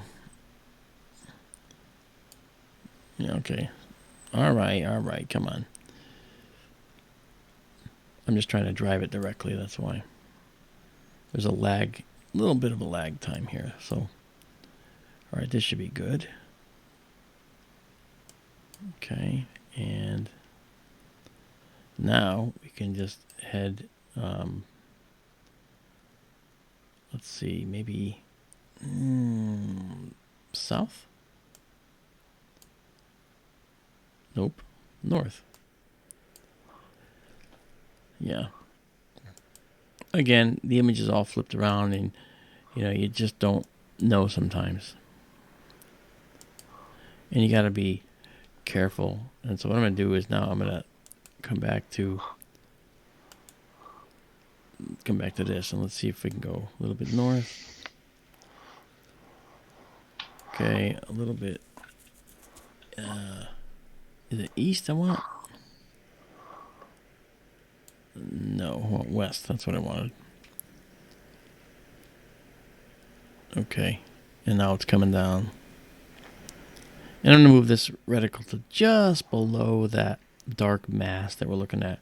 That's actually an overlying cloud that's over the bright nebula behind it. Okay, so that's what we're looking at there.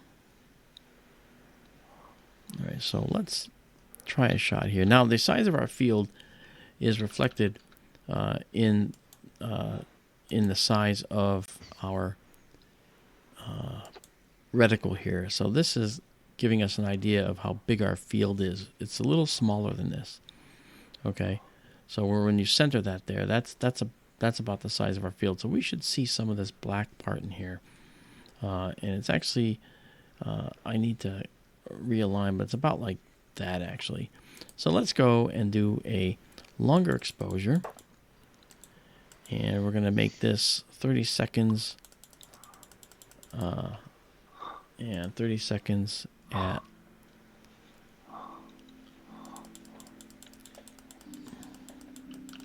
we'll go 25,600. Yeah, I don't want to go 40,000. I want to go 25,600. Okay. All right, and we have a guide star by now. We have to wait precisely 11 seconds. It takes 11 seconds for the guide star to be selected and guided on.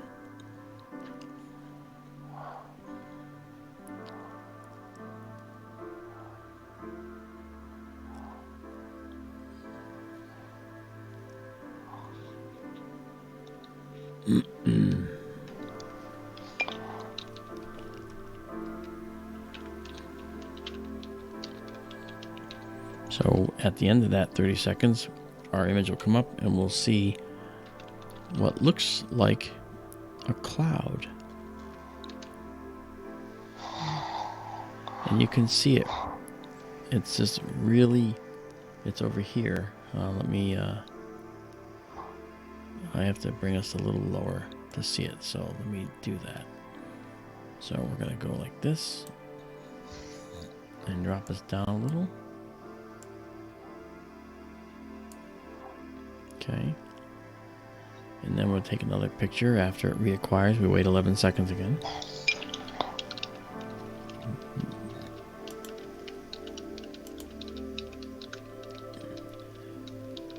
I sent Amanda a message. She didn't respond, so I think she's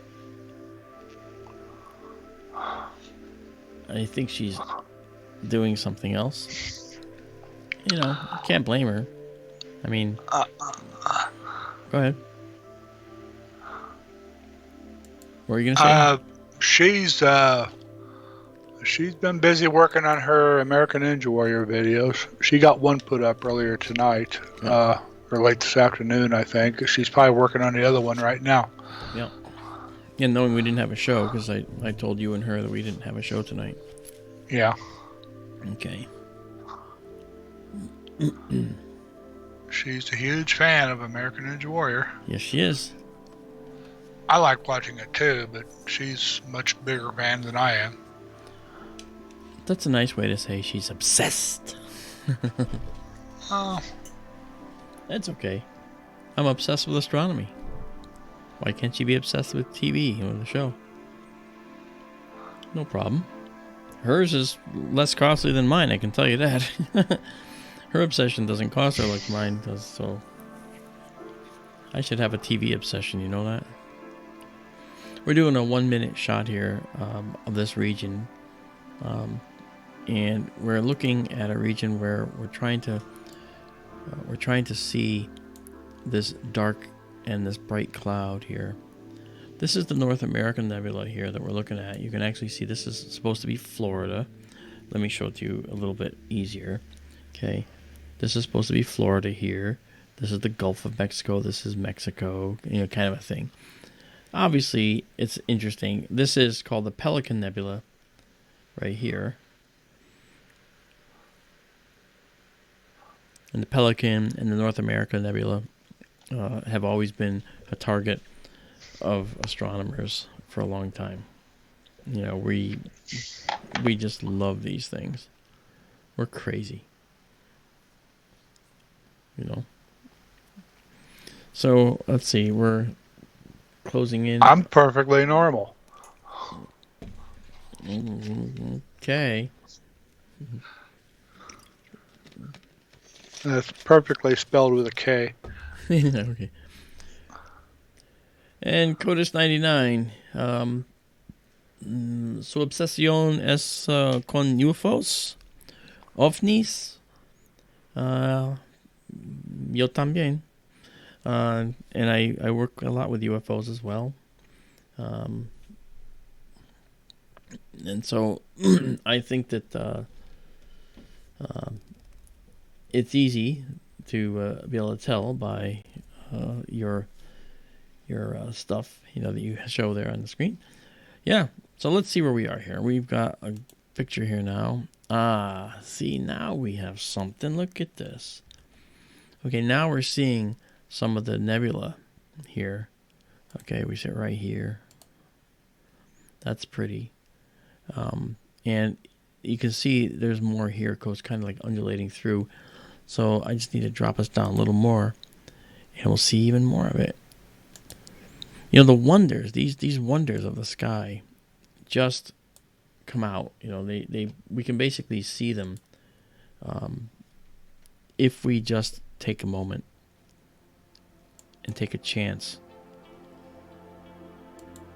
So let's do another shot here. So if you guys have any questions out there, by the way, feel free to ask us. We're here. We are here for you. You know? We're here for you.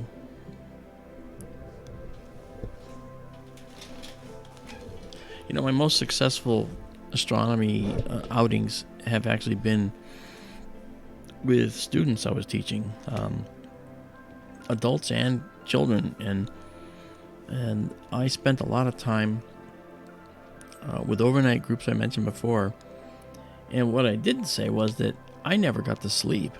I would have to get there at 4 in the afternoon at the Science Center. And then I would have to escort them up the mountain and make sure that I get them up the mountain. And then I would have to bring them into a class. And I had like 30 kids. And from the time they reach the mountain, from the time you get them up there, to the following morning when they're picked up, they belong to you, and you have to show them science and give them something substantial. And that's all night long. And let me tell you, right around like 3:45 in the morning, they're all still awake and running around, and you're like, oh, okay, you want to go in the dark room again? That's fine, but I might fall asleep. You know? And I would have to play. Look at this, Daryl. Oh my gosh. Look That's nice. at this beautiful segment. Look at the dark nebula here. You know, this is really stupendous. I mean, this is a gorgeous night. It's a beautiful night. And I'm going to actually do a little bit of a alteration here. I'm going to take this and I'm going to move it over like this and fill the screen. Look at that. Look at that. Oh, look at this. It's just so beautiful. This region of the North American Nebula is the region near Mexico, and as where it would be. And look at these real detailed dark lanes. This is what you get with good astronomy. Now, this is in Connecticut, all right? Now, in Arizona, the sky is probably about, I would say on average about 600% better. So can you imagine what we're going to see in Arizona? I think the telescope will probably shudder and break. It'll be like overcome. Well, if it isn't, I will be for sure, because it's just a beautiful, stunning image here. Jeez, look at that. And that red glow you see along the bottom here, there's a red glow you see here. That red glow down there, that's what we call amplifier noise. That's the noise of the sensor. And it's near, the sensor is a very sensitive one, and it's near components that are warm. And sometimes they can generate interference on the sensor, and that's what we're seeing there. But look at that. This is a 1 minute shot. Really, really pretty. Wow. You know, maybe I'll do another one.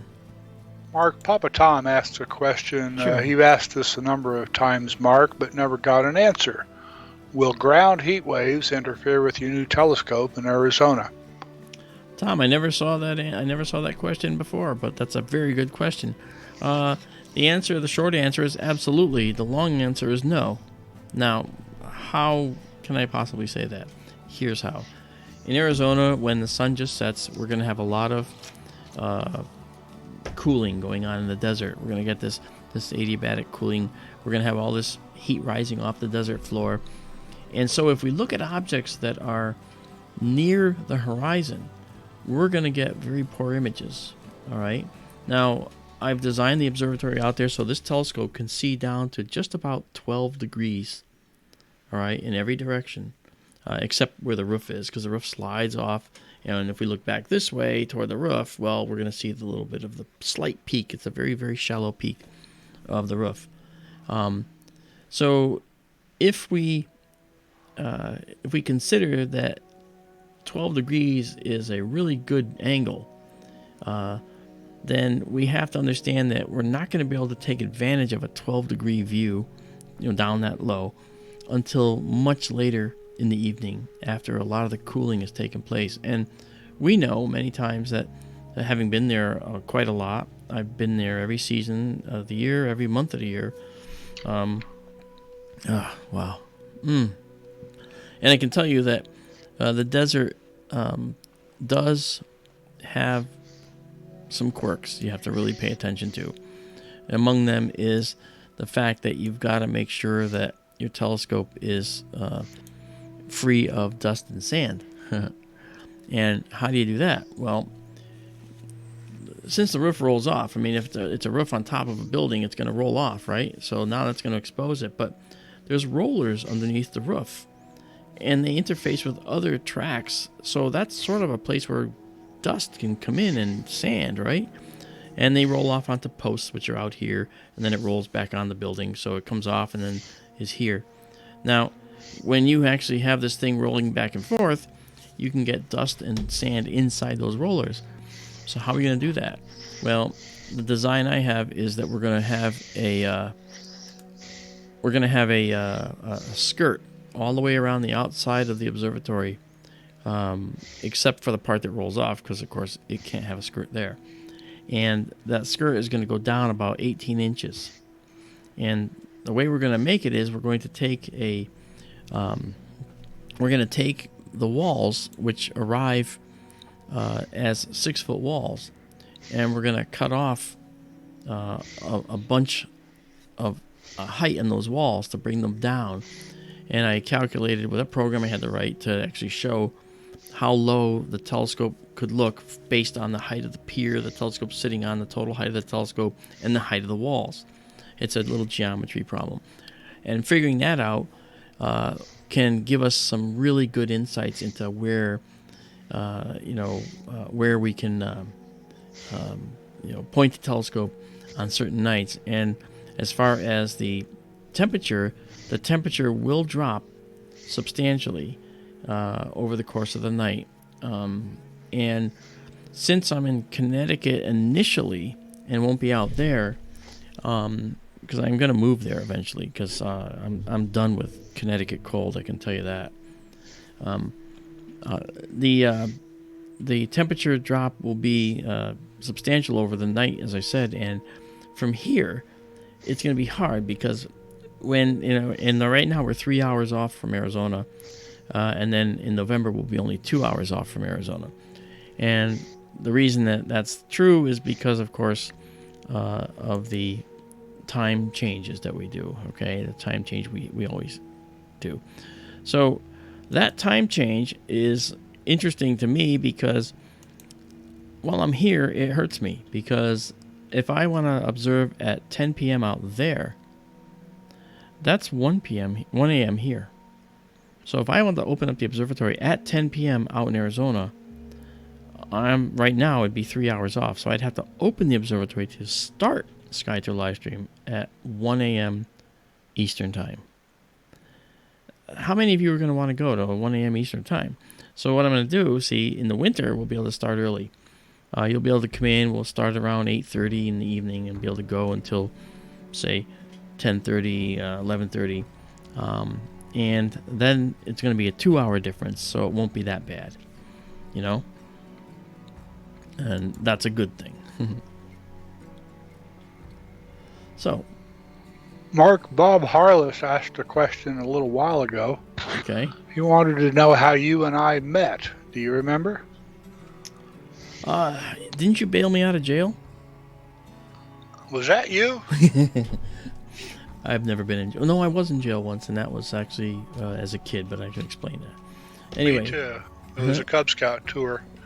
No, that's not why I was there. And that scared me straight, believe me. I was scared straight too. Anyway, I don't remember how we met. I think maybe... that's a good question, Daryl. Oh, do tell. This is interesting. I don't remember. I was a visitor to your site, and I pointed out in comments one time that I thought your scope needed collimation. Yes, you did. And the next time I visited your site, there was a wrench in front of my name, after my name. That's right. You had made me a moderator just because I told you to collimate your damn telescope. Well, you know what? That was a good advice, and you know what? I'm certainly not someone that's going to sit there and say, what do you know? This is my telescope. I mean, I don't do that. This is a community, So I thought what you offered was very, very helpful. And Amanda, of course, got to know you as well. Yeah, I said it with the best of intentions. You did, and I took it with the best of intentions. Clearly. You still have a wrench, don't you? I do. Yeah, I know. Yeah. I told them in chat we've never met in real life. No, that's true. Shoot, I really don't know what Daryl looks like. He says Oh, sure. he says You've he's very seen me before. yes. But you say you don't look like that anymore. He says he's very frightening, and I'm like, well, you know, frightening. Look at me. You know. I'm kidding about the frightening part. You know. You have seen me before.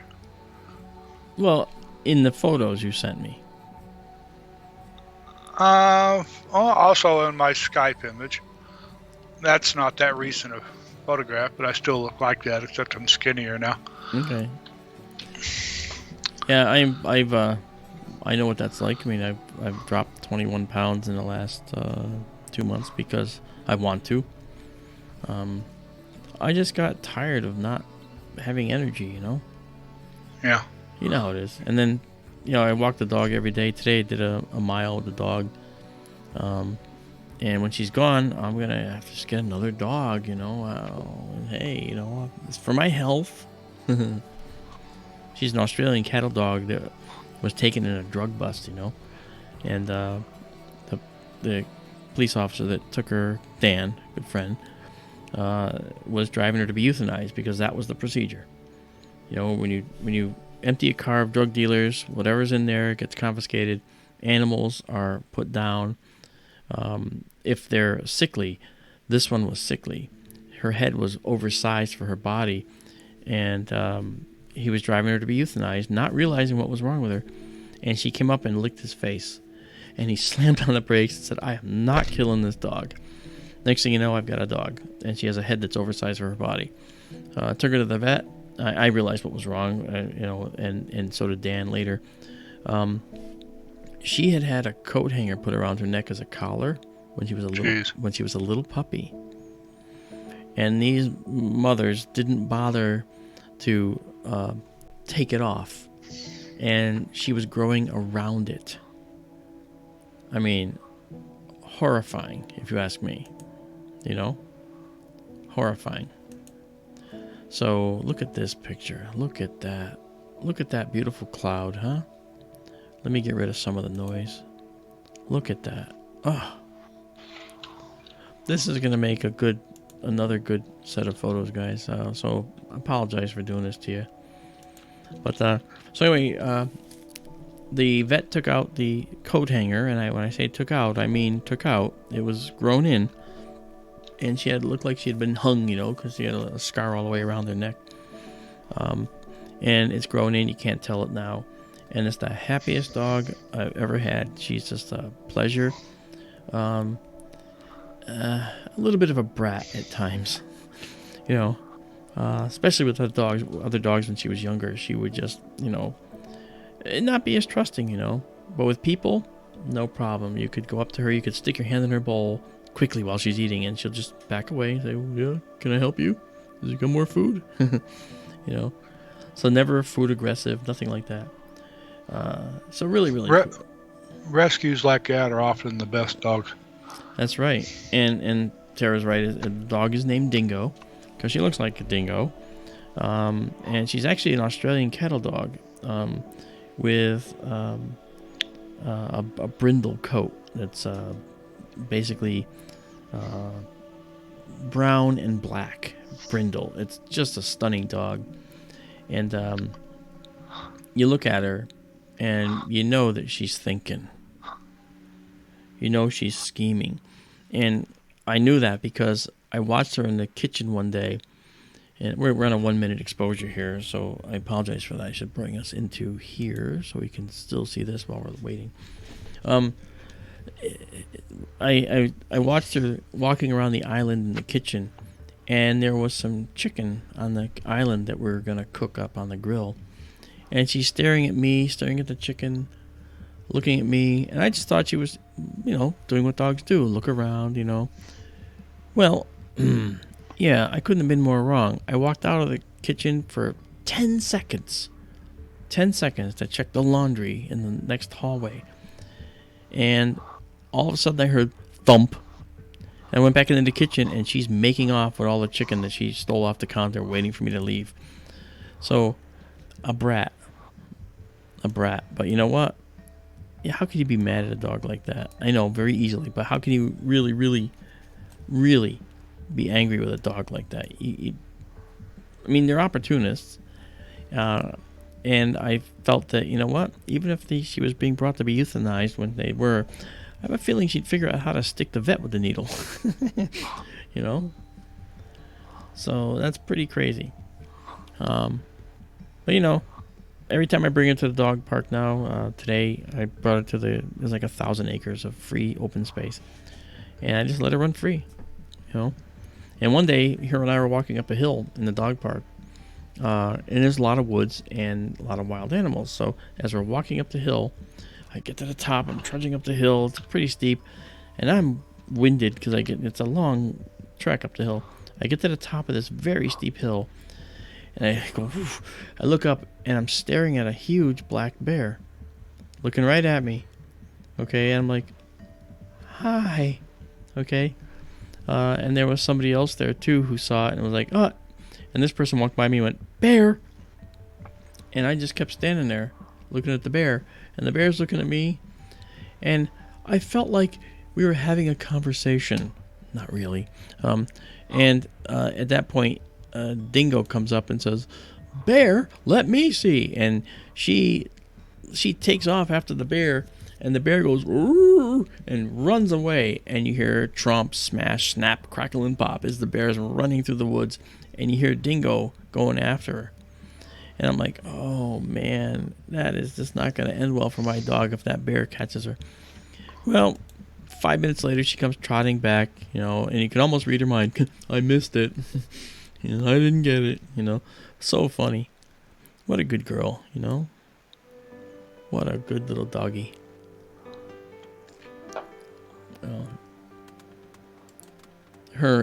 She had a partner in crime called Indy, a black lab shepherd pit bull mix. So basically what that means is you have an absolutely stupid dog who has no idea how strong its jaws can be, and that has hip problems. And so Indy passed away from bone cancer, and you know, Indy was never like going to the vet. She was always timid, always afraid. She would literally shake when you brought her. And I felt so bad. She'd shake when you get to the vet. On this day, when I had to bring her to the vet for the very last time, she was eager to go in. And when the vet met her, she curled up on the vet's lap and leaned her head back and started licking her face. Now, I've never seen that in a dog that has been traditionally afraid of the vet. So you have to ask, did she know the vet was going to either fix her or put her out of her misery? I wasn't sure. I mean, she had this bone cancer was actually starting to come out and was about to literally blow out her shoulder. And we waited to the last minute. We did treatments as much as we could and so forth. And boy, oh boy, what an incredible animal, you know, she was. Yeah. And If you ever want to hear a cool song, look up "Ghost of a Dog" by Edie Brickell. Oh, is that Edie Brickell? Okay, yeah, I know Edie Brickell. I know who she is. Yeah. Good song? Oh, yeah. Okay. You've had dog dogs. lover, you'll love the song. You've had dogs. Look at this. I've had dogs. I haven't had a dog since I lost my dog, Bub. Yeah. Lost him to lymphoma cancer, actually, and I haven't had the heart to get another one. Wow. Well, you know. If I ever had a child, that dog was him, and it just broke my heart when I lost Bub. Yeah. He was half chow, half shepherd on his dad's side, and half chow, half border collie on his mom's side. He didn't really look much like a chow, just maybe some angles, the way his hips are shaped, you can see the chow in him, but he was a very handsome dog. He was very personable, and he was a little standoffish around people he didn't know, but he was just a heck of a dog. Yep. See what Terry Groff says? Edie Brickell is a Dallas girl. That's cool. Mark, could you excuse me for a moment, please? Sure. I'll do my best to keep everybody entertained. So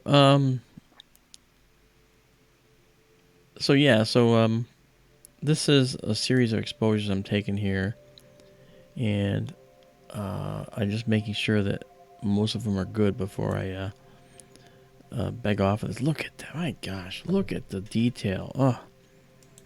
These last few nights have been great. Tomorrow night, by the way, guess what the forecast is? Clear. So we'll be here again. After I do the A&E special tomorrow night, or tomorrow during the day, they're going to be here at 11 a.m. And we're probably going to go straight through till when we're finished. After that's over, I will be planning on doing another stream. Because you guys are worth it. You guys are worth it. 1, 2, 3, 4. I'm just counting up 5, 6, 7, 8, 9. I got a couple more. This is great. Yeah, so basically, we will be doing this again. Not these objects in particular, but we will be doing this again. Right now, this is really close to the zenith overhead. Look at that. Oh. I mean, look at it. Do you see that? Look at that. As people, we look at the obvious and say, look at that. Like, no one else is seeing the nuclear bomb cloud go off or something. It's like, look at that. But look at that. It almost looks three-dimensional, doesn't it? This is great music for it, too. This almost sounds like music to admire the beautiful nebulas in with. Wow.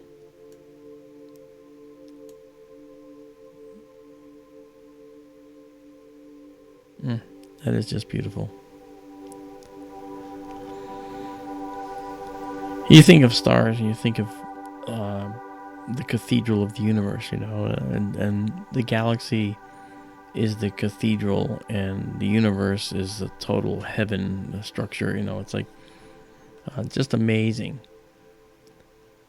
And it doesn't matter that in reality this is a seething hot cauldron of very, very hot gas that no life could ever exist in. It doesn't matter. It's just beautiful, isn't it? It's just absolutely stunning. It never gets old. I gotta say though, I took the first picture of the North American Nebula with SkyTour LiveStream.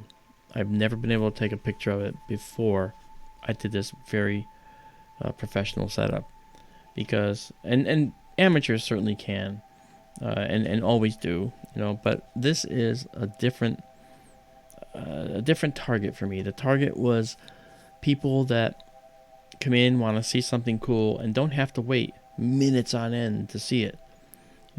You waited 1 minute to see this. 1 minute. And that's, of course, because I want you to have the satisfaction of being able to see a bunch of things in one night, And I really enjoy that we can do that. I think we'll take one more photo and then we're going to move on. Some of you are saying, yay, finally. Sick of seeing these beautiful star clouds. Or gas clouds. Every time you move the telescope, the guide says, okay, wait a minute, gotta find a guide star. So it sits there and it blinks.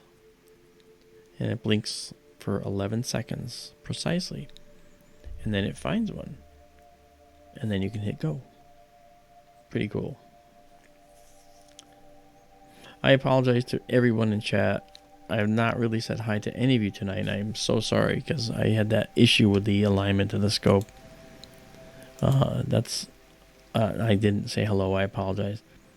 I think I typically would go through and say hello to each and every person in the chat, because that's my style. That's what I want to do. If you've taken the time to come here, I want to take the time to recognize that you have, because that's really important. Hey, Daryl, welcome back. Thank you. Yeah. So I didn't get to it tonight, and I apologize for that. But hopefully it'll be okay. This is just a gorgeous photo. And I'm going to... These are all the other photos I took. I left this showing you this so you can see all the previous photos we took. This allows me to go through and see which ones are worth keeping and I will run through them. Okay, and we use these files down here. You notice they have the ending letters .arw. Those are called raw files, and then it takes a JPEG and a raw file. So these two shots, okay, are the same shot. See, it says DSC00036.jpg, same thing .arw. So it takes a JPEG and then it takes a raw file. The raw file has all the information in it.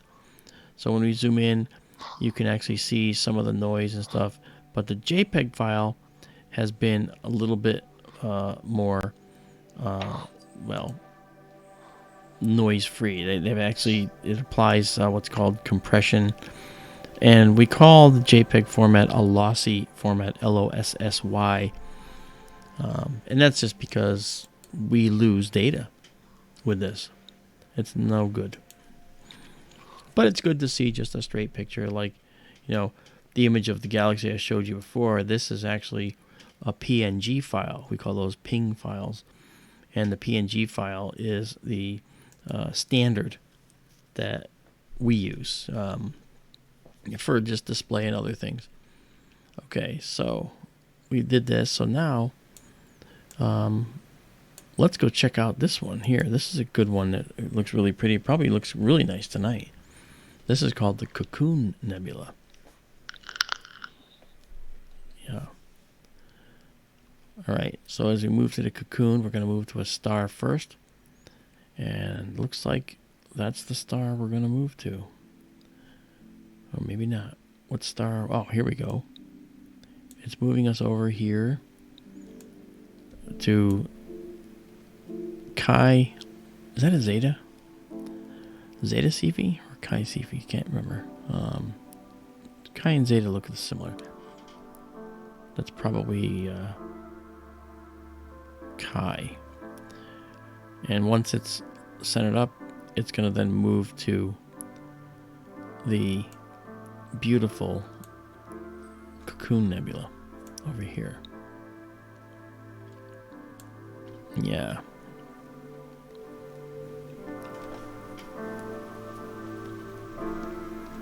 Okay, and when the telescope is ready, it'll come back when we have when we look at our, okay, so we're back now. Okay, so we want to take a finder image, so just want to make sure that it starts off relatively centered. So at 25,600 we'll go 15 seconds and see where the cocoon is. We should see a star in here though, so it's probably down here. And I'm probably in the way. I might move up here. I'll look down there with you. Hey, it's probably down there. So we'll wait. Let's see what we get. Oh, no, I was wrong. It's dead center. Look at that. It is dead center in this image. All right, right there. And if you can't see it, it is right here. That's the star that is in the center of the Cocoon Nebula.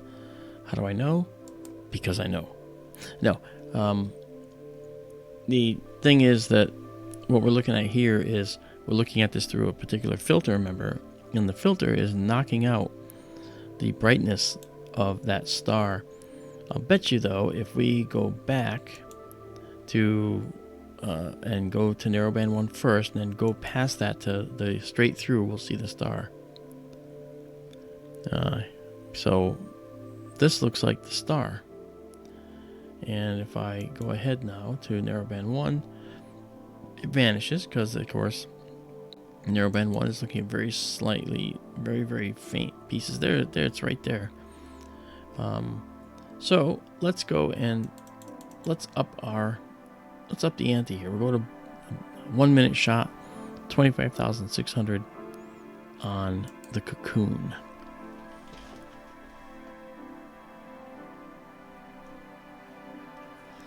David, I'm probably gonna go. Let's see, it's 11:15. I'll probably go at least another hour.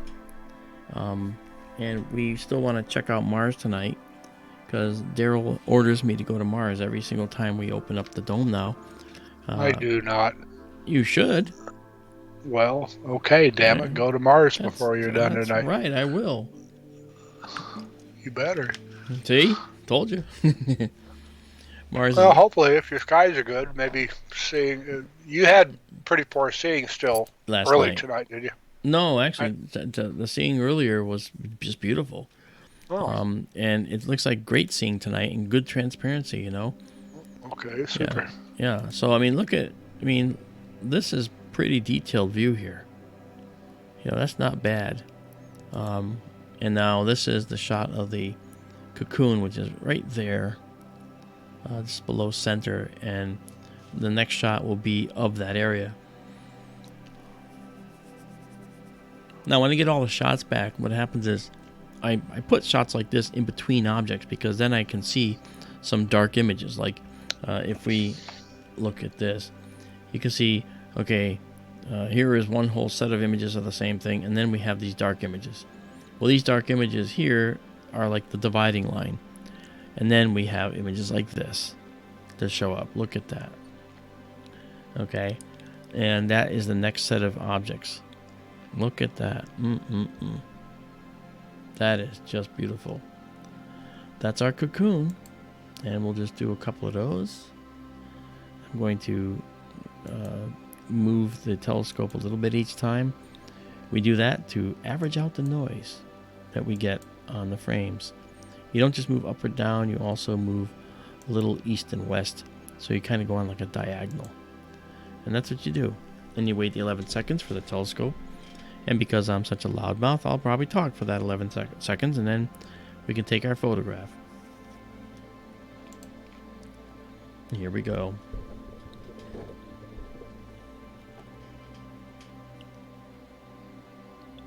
You recently did a stacked image of the cocoon, did you not? I did. And what I can do is take these images tonight and add them to that list. And then, but only if they're high quality. Tonight's an exceptional quality night. Yeah. So I don't like to mix poor quality with good quality because that just brings it all down. Sure. I remember the stacked image you shared with me was nice. Yeah, and that was on a night that wasn't as good as tonight. Yeah. So this will make it even better, hopefully. Yeah. It will. Now this is the previous image. The next one's going to be a little higher, and we're going to be and over. So we're going to kind of move the object around like in this little kind of a little box here to kind of for each shot to make it, look better. And we're right now, if people are thinking we should go look at Mars, keep in mind that the longer we wait, the higher Mars gets in the sky, and that's the better for us.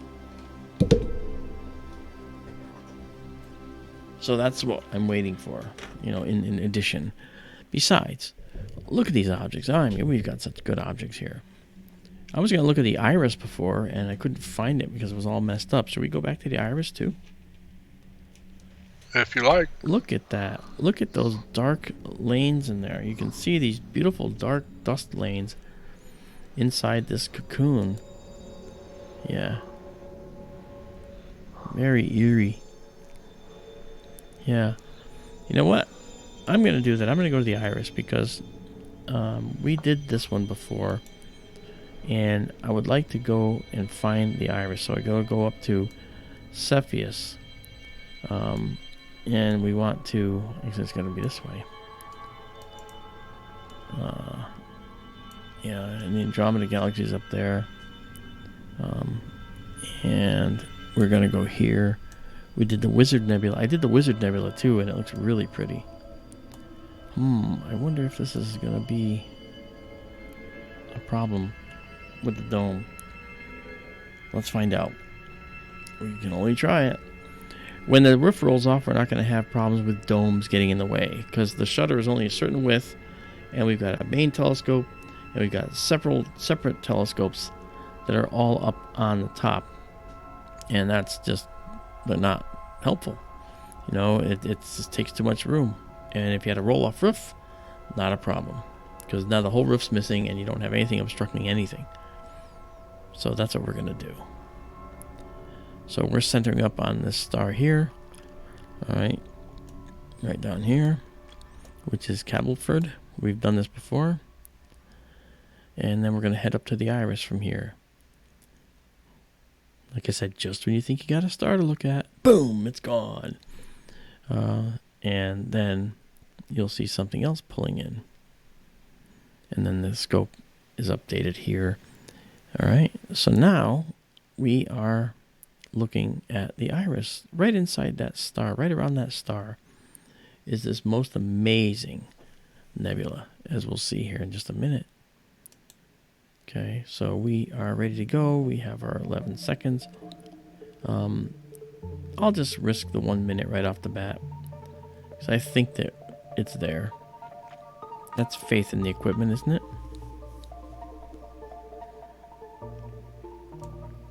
Certainly is. D8V1D asked a question. I assume he pronounces that David. Have you ever had issues in your streams or photographs with Starlink sats, or do you think it will cause any significant issues in the future? You want to answer that, Mark? Well, have you seen any Starlinks as such? I know we catch satellites pretty regularly, but I have not seen a single Starlink satellite go through any photographs yet. Huh. I certainly think it will cause issues in the future. Yes. Yes, me too. I agree with that as well. Daryl is correct, I believe. I share the sentiment. The Starlink satellites are really going to cause problems. There are going to be lots and lots of streaks through a lot of photos. And at first it'll be, wow, that's cool, that's neat. And then after a while it's going to be, that Starlink satellite ruined our nebula. I just want a picture of a pristine nebula, not with a streak through it. And for researchers, that's a huge problem. We don't want these things doing that either, I hate the idea of Starlink. I enjoy watching SpaceX launches and especially the recoveries. Yeah. There you go. Go ahead and expound on the iris. Yeah, this is the Iris Nebula. It's a gorgeous nebula. You'll notice when you look at it, this is going to make a good photo too. You'll see that. Let me just zoom in a little bit here. This one's just not quite guided well enough. We'll have to make sure that it guides a little better. But you'll notice that there's a pink area up here. There's a bluish area here. And out around the outside here, you'll notice that there seems to be a lack of stars, as if something is in the way. Well, there is something in the way. This is a vast dust cloud, and this dust cloud has a star buried in it, and that star is illuminating, from it with its light, and it's also ionizing and causing some of the gas to glow. So it's like a hot spot in the nebula, and that hot spot does this. It does this type of thing where it makes a glow and a reflection. So this blue part is what we call a reflection nebula, but it's not really reflection. It's called scattering. It's sort of blue for the same reason the sky is blue. The Rayleigh scattering. That's right, Rayleigh scattering. And when we look at these objects in the sky, we didn't put that together early on in astronomy, but only when we start to realize that we're looking at scattered light that we actually think that maybe it's doing the same thing, and it turns out it is. Okay, I'll do another one here, and while we're doing that, I'll come back. Actually, Isabella had a question too. I wanted to answer for her, Daryl. Okay, carry on. Yeah, it's okay. And Terry, you're right, and that I just explained why I think that, why I know that's true, and I'll get back to that too. Isabella says, just a quick technical question regarding Stellarium. Is there a way to save bookmarks? Can't find such an option or a plugin. That's actually a very good question. If you want to, if you see a spot in Stellarium that you like, it would be great to put a bookmark. And as far as I know, there's no way to do that. To say, oh look, I like this spot in the sky. I want to go back to it.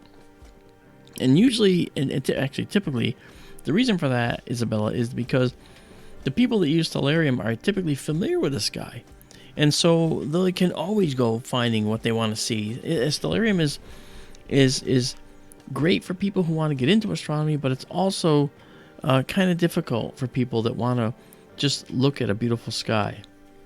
Now, if you have an iPhone or Android, then I recommend a number of really good apps, and I can share them with you now.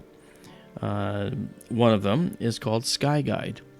Okay, Sky Guide is beautiful, and it's augmented reality. You hold your phone up, and if you don't know where something is, you'll be able to see it in the sky. You'll be able to know where it is, because it'll just be right on the screen. You just line it up with your phone and say, oh, what is that? Oh, that's that. Cool.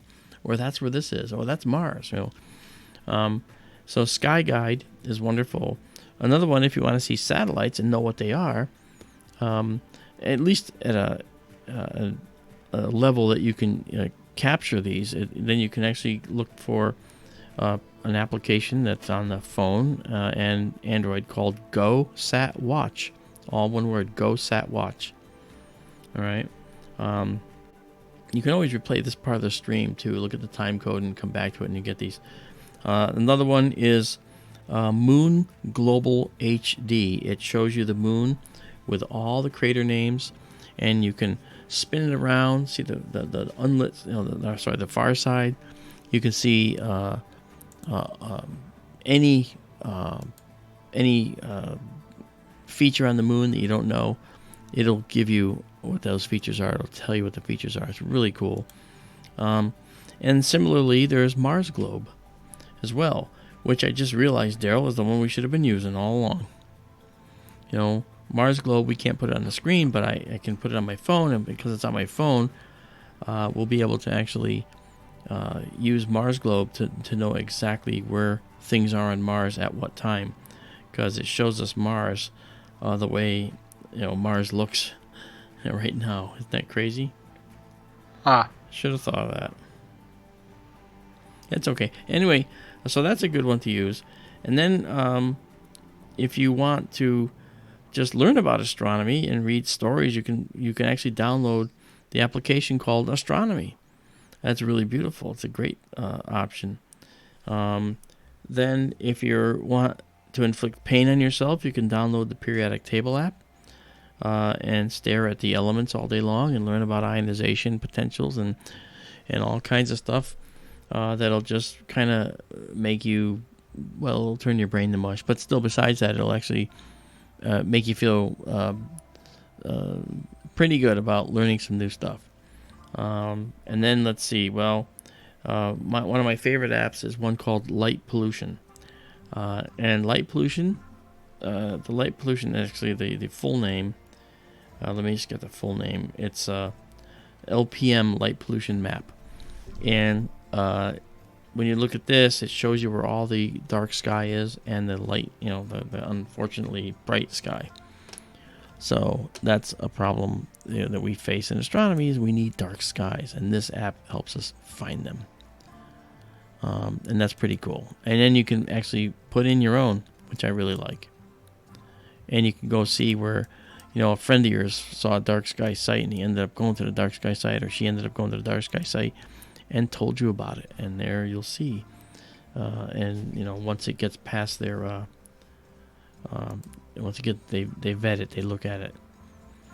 So that can help you as far as that goes. But, unfortunately, Stellarium, no bookmarks as far as I know. Yeah, Go Sat Watch, that's right. Sky Guide, yep. There you go. You got it. Thanks, Isabella. Thanks for writing that in the chat. That's very good of you. You're going to earn your wrench yet.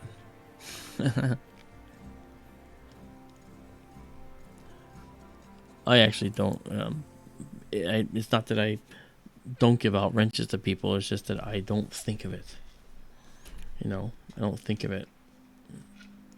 Keith from P&K Space Imaging had to tell me to start handing out wrenches, because I wasn't, and I had people out there that really deserved one, like Daryl did.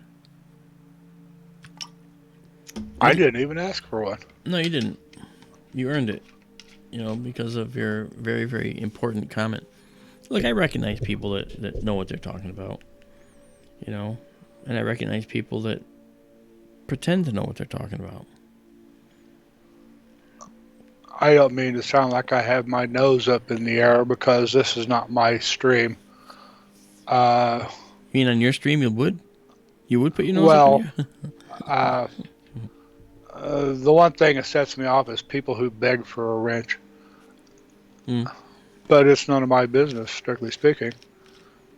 Yeah, that's okay. I when people ask for a wrench, I typically don't just grant them a wrench because they could be feeling high and mighty and up and really excited about the stream today, on Tuesday, say. But on Thursday, they could care less. And that's just another wrench to take away because, Well, I can think of one person. You may know who I'm talking about. I will not name them. I do. I know what you mean. And asking for a wrench is bad. Everything they say in chat is wrong. Yeah, that was... But they fancy themselves an authority on it, Yeah. And I look at that as, like you do, everything he says is wrong, and it's like, egads, that's not good. But on the other hand, I look at it as he's someone who wants to learn. And offline, I mentioned some of the wrong things, and he didn't say, no, sir. He was like, oh, thank you, So I respect people that will know their limits. And sometimes in chats, people say things that they come off like know-it-alls, and they don't really mean to. It's just the nature of how people talk sometimes. Like I tell you so many times, you go into Facebook. You go into Facebook and you read a post.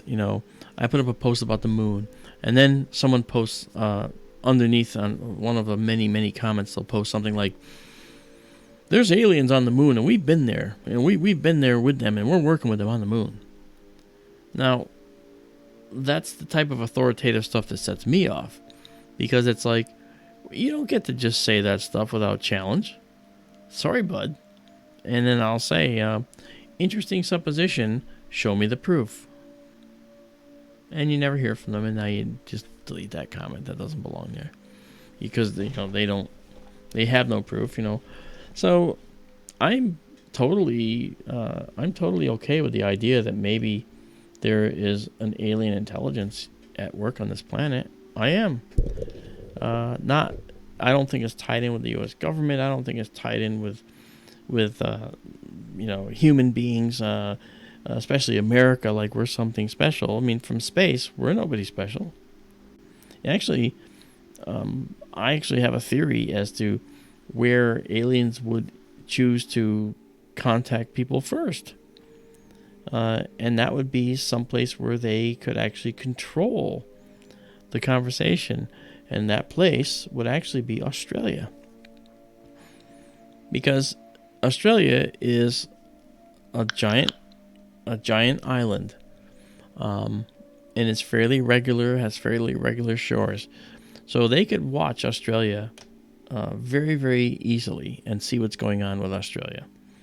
And so I think if they're going to go there, they're not going to show up on the White House lawn or come here. I mean, they're gonna go to Australia, man. They're gonna go to Australia and they're gonna basically sit there and watch what's going on. Maybe contact some Australians. And if you think that's not true, you have to just go back to history. About 5,000 years ago, there was an Aboriginal, what they call a myth, that there was a race of beings that came from the sky, lived under the water, but had complete mastery of the water. And they were called the Wandjina, W-A-N-D, like wand, and then J-I-N-A, Wandjina.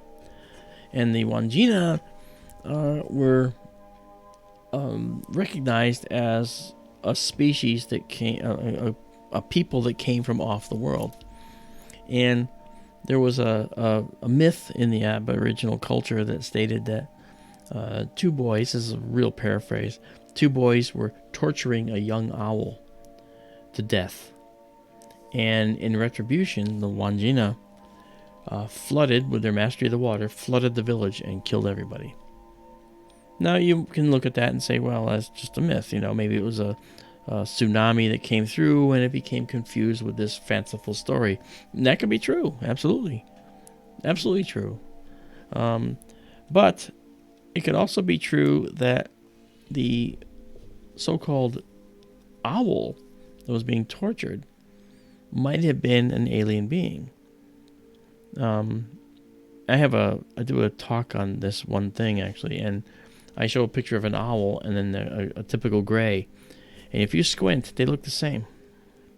So could it be that the owl has taken the place of the alien because maybe the ancient people thought it was a strange owl of some kind? So who knows? All of those things have to be on the table. You can't take them off the table. You just can't, because we can't prove it, but we also can't disprove it. And that's the thing that's very important to me.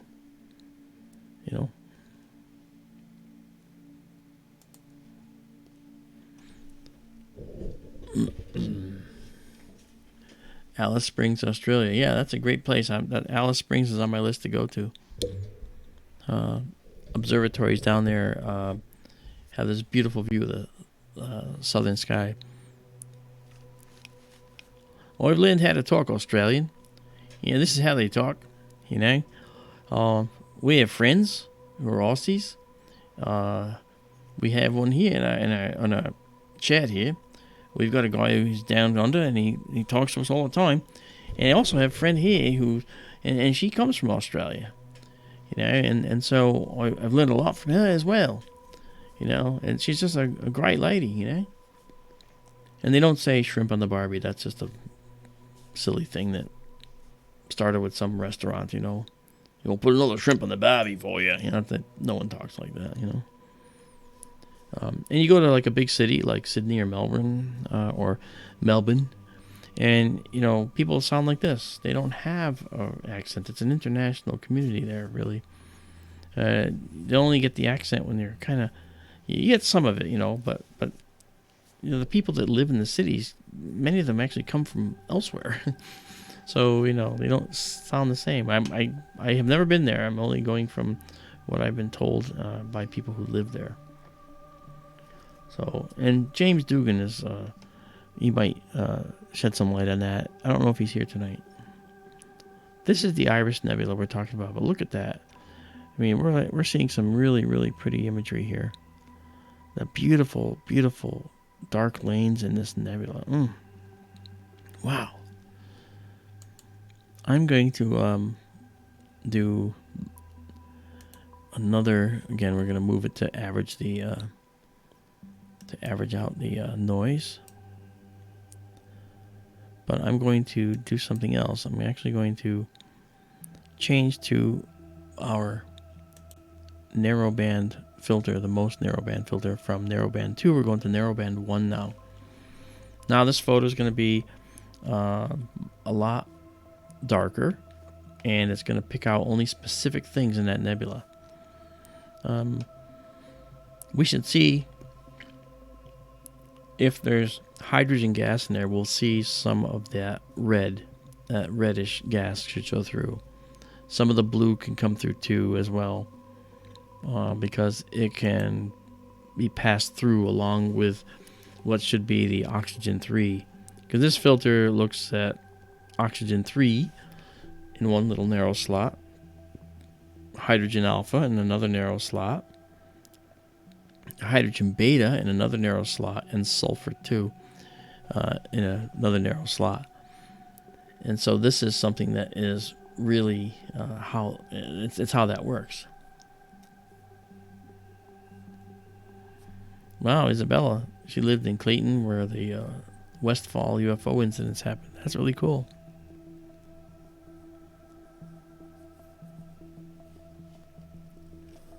Interesting.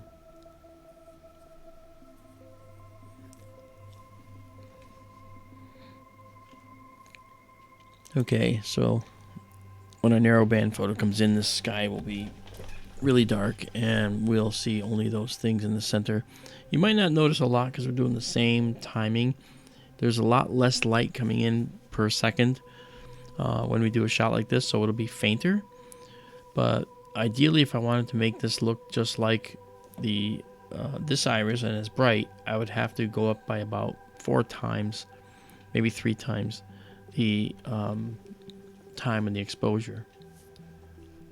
But I'm not going to make you sit through that. Did I hear you say that the fourth band on your narrowband filter is hydrogen beta? That's correct. Okay, because I heard you the other night refer to it as a 4-band filter, and I was wondering what the fourth band was. Yeah, it's a quad band filter. That's what it is. That unfortunately is what makes the filter so unbelievably expensive. You know, it's not a cheap hobby and it's not a cheap profession, I can tell you that. If you're a serious astrophotographer, you're going to spend a lot of money on your equipment. And if you're a serious astronomer, you know, doing research, you're going to spend a lot of money on your equipment. And Yeah. Don't let that scare you away, though, folks. No. That's if you really get deep into it. You can get a decent start in astronomy for a few $100s. That's correct. And I often tell people that, and I show them. I actually have helped a number of people who've come to SkyTour LiveStream because I told them what telescope to buy. They bought it and they loved it. You know, so I think. Well, yeah, Daniel Whitaker apparently looked it up. He apparently looked up the filter cost. Yeah, $1,795.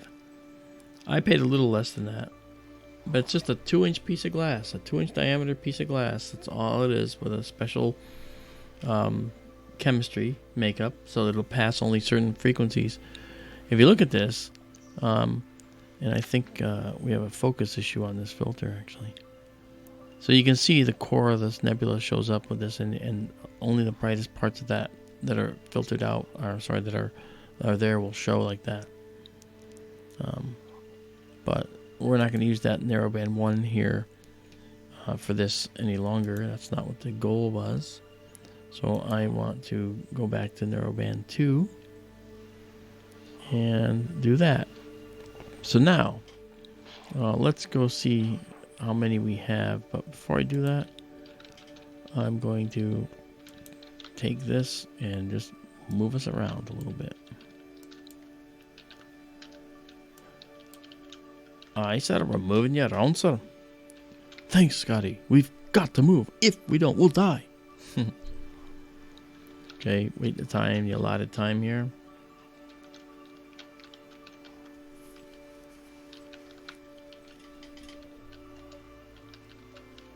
And then take it.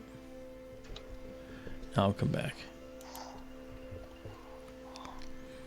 So, 1, 2, 3, 4, 5, 5, 6, 7. Gosh, it adds up. I took 7 shots already. That's amazing. But I think that they're slightly out of focus, which stinks. I'm going to have to refocus now. But that's okay. We're enjoying the view anyway, aren't we? Look at that. That's a beautiful image.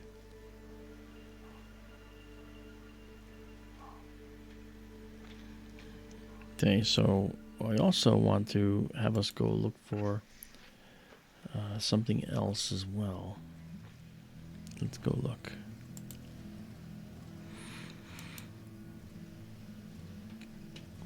Let's see.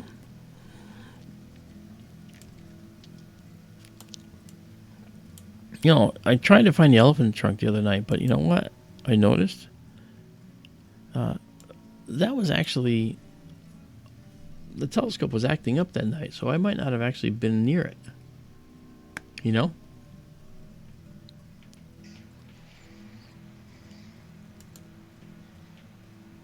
You want to try it again? I am. Oh, look, I stayed on the visual filter. I forgot to... Apparently, I went too far. That's my only guess right now. And I did. I gotta go... I don't know why I did that. I must have moved the wrong way, actually. That's what I did. Okay, this is narrowband 2. Okay, this is fine. So now what we're going to do is we're going to check out another object. This is called the Elephant's Trunk Nebula. Elephant's Trunk. And we'll just tell it to go there. Okay, and away we go. And we're also going to do a critical focus. So we may come nearby another star.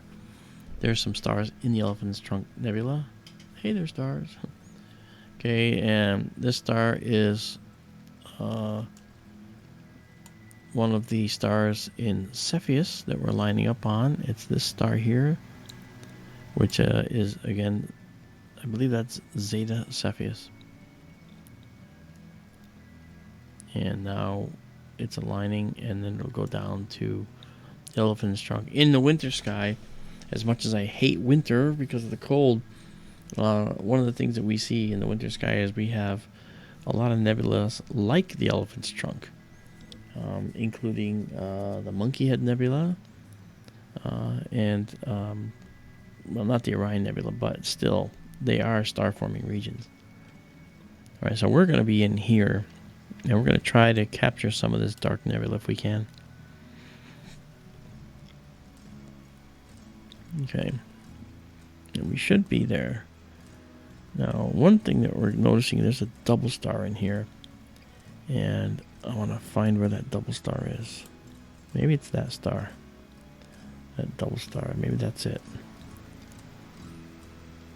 Maybe so, and if so, that means that we're pretty dead center a little bit. Maybe if I just take us over toward the east a little, then go up a little. Okay, actually come down a little.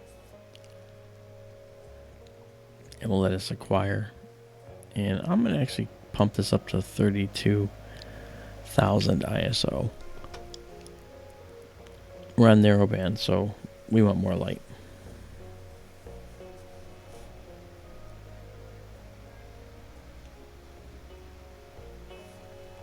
That's good, Coda said. Pip is a great program. Yep. You need help with it, let me know. Again, SkyTour Radio at kgraradio.com. Or you can call in on SkyTour Radio's shows when we're live. Okay, now we'll take this picture. We'll do 1 minute. We may not get it, but we might. This particular object needs a reasonably good dark sky to be seen well.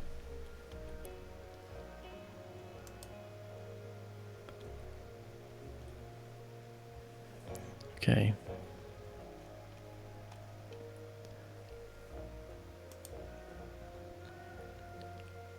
Yeah, see this. I'm just going for it, but I want to actually focus, so I see we're out of focus here with the iris, which is too bad. No, it actually looks pretty good. Well, no, it doesn't. The guiding is a little bad. Not a problem. We'll fix it. We'll fix it. Alright, so we will be done here. We'll be able to see this shortly.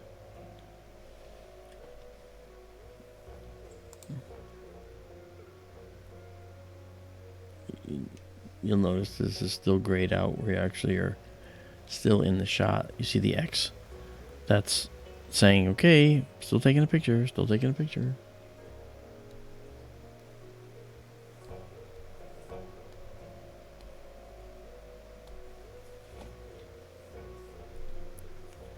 Yeah. Oh, look at that. Wow. You see that, Daryl? We got it. I do. Look at that. Okay. That's a first. I've never seen this before. So let's head toward the west a little bit. I've never seen the elephant's trunk. Holy cow, that's amazing. So now I'm going to do a critical focus, and then we'll do some more shots. And we're here, so I just got to bring us back a little bit. Head east a little bit. Go east, young man. There we go. Now let's just focus critically. Okay. The tiniest stars will go away when they go out of focus.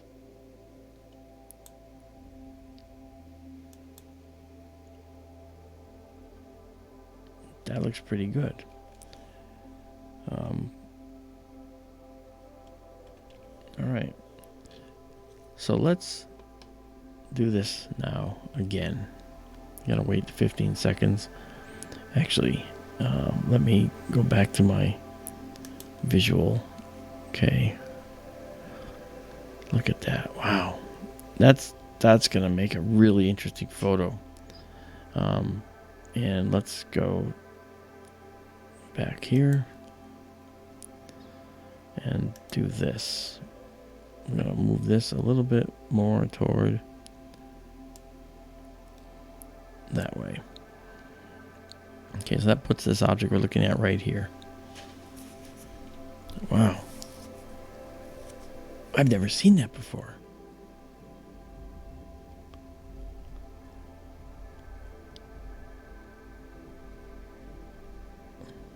Okay, here we go.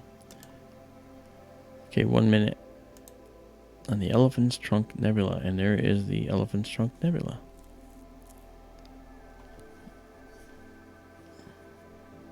Have you seen this, Daryl, before?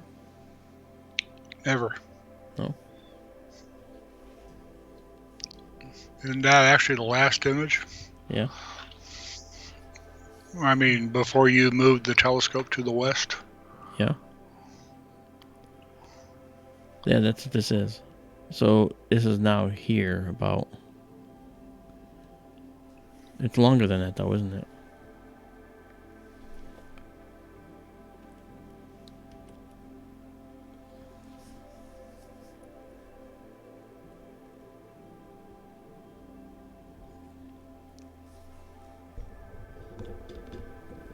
So Genghis, hey there Genghis, it says that massive wisp of hydrogen gas can be traced back to what produced it.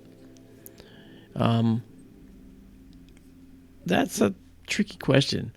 Because you're asking to reverse engineer something that's going on in a very dynamic, moving universe. It takes millions of years for things like this to even manifest, and in that time, they move fairly far in the galaxy. So it's pretty interesting what you ask. So, not really, you know. Look at that. Wow. That is just beautiful. Let's clear it up a bit. Oh, man. Yeah, that's really pretty. I think that's going to be really pretty to look at.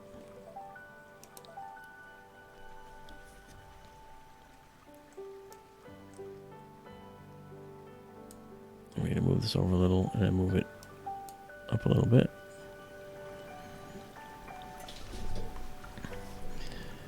Daryl, how you doing with your time for tonight?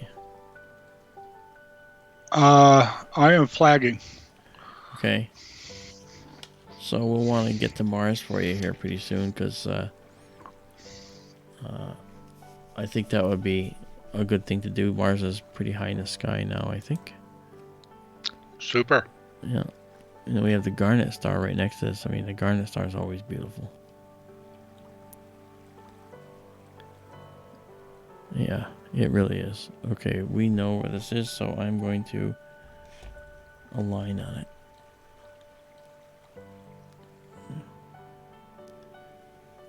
Okay.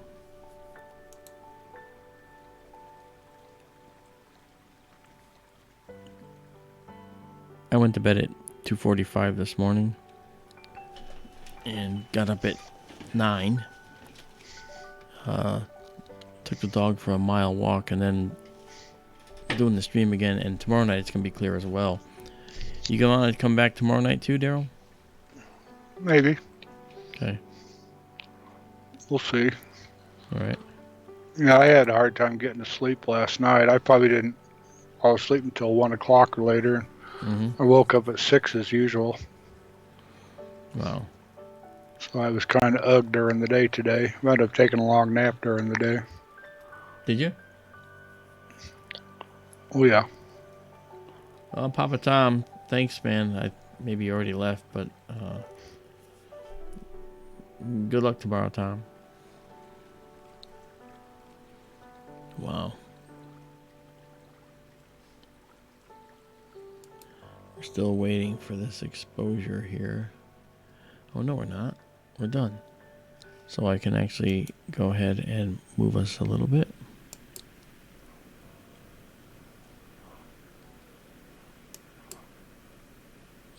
Okay. Boy, that's a really pretty nebula. I have never seen the Elephant's Trunk Nebula. Never. And there it is. First time. It's with all of you. See that, Daryl? I do. Amazing. You know, first time ever. All right. Me too. Really? I've seen pictures of it, but never Live view? live. Oh. Thank you. Getting us a gray sky weekend. Yeah, I had plenty of those. Ugh. Tell me about it. Not pleasant. Smoke and haze are supposed to be back here tomorrow. Mm. Overnight tonight, actually. Yeah. I mean, I'm wearing a big sweatshirt and jacket to go outside because it's so cold now, but by the end of the week, it's going to be 80 here. Go figure. It's New England. If you don't like the weather, wait a minute. Been in the 80s here for like a week or more. Wow, well, that's heading my way. Yay. That's the heat from the California fires. The Arizona fires. You know, characteristically, guys, I've always avoided the elephant's trunk because it was always so... it was always something that was beyond reach, I felt. And if anything, this shows me that that's just not true. Just not true. Just beautiful. So let's see what this next shot shows us. I'm going to go to Mars for you, Daryl, after this. Okay, I know that I'm taking a while, but I don't want to make you wait because you're getting tired. I can tell you said you were getting tired, so. Okay. Thank you. Yeah, sure. All right. I'm going to have to go move the dome because that's on the opposite side of the sky right now from where we are. So I will be right back, okay? Very good.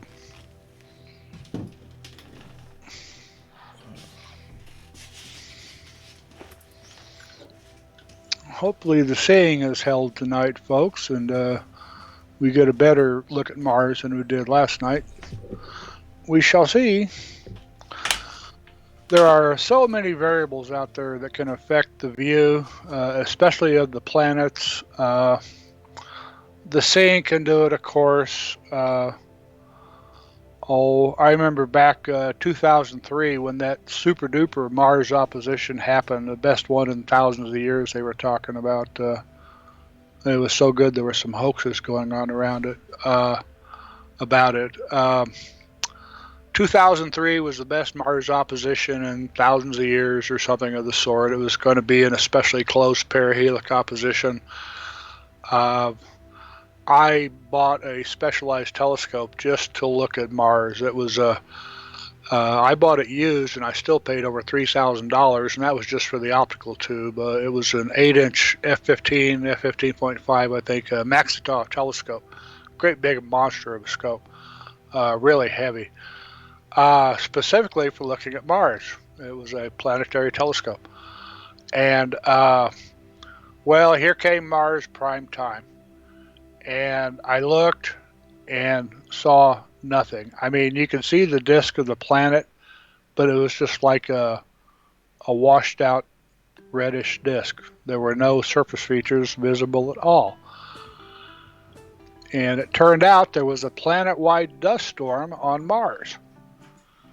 And that dust storm endured for most of the apparition. And that dust storm wiped out every visible detail on the planet. To say that I was disappointed is putting it mildly. But those are the breaks. Hopefully we get a better one this time around. Dust storms happen on Mars, big planet-wide ones like that sometimes when the seasons change there. And we're presently moving into the southern hemisphere. I think we're spring going into summer now. And hopefully it doesn't affect us this time. I wound up selling that telescope right after the Mars apparition. But I got more money than I paid for it, so that's good. And I hope whoever bought it got good use out of it. Welcome back. Thanks, Daryl.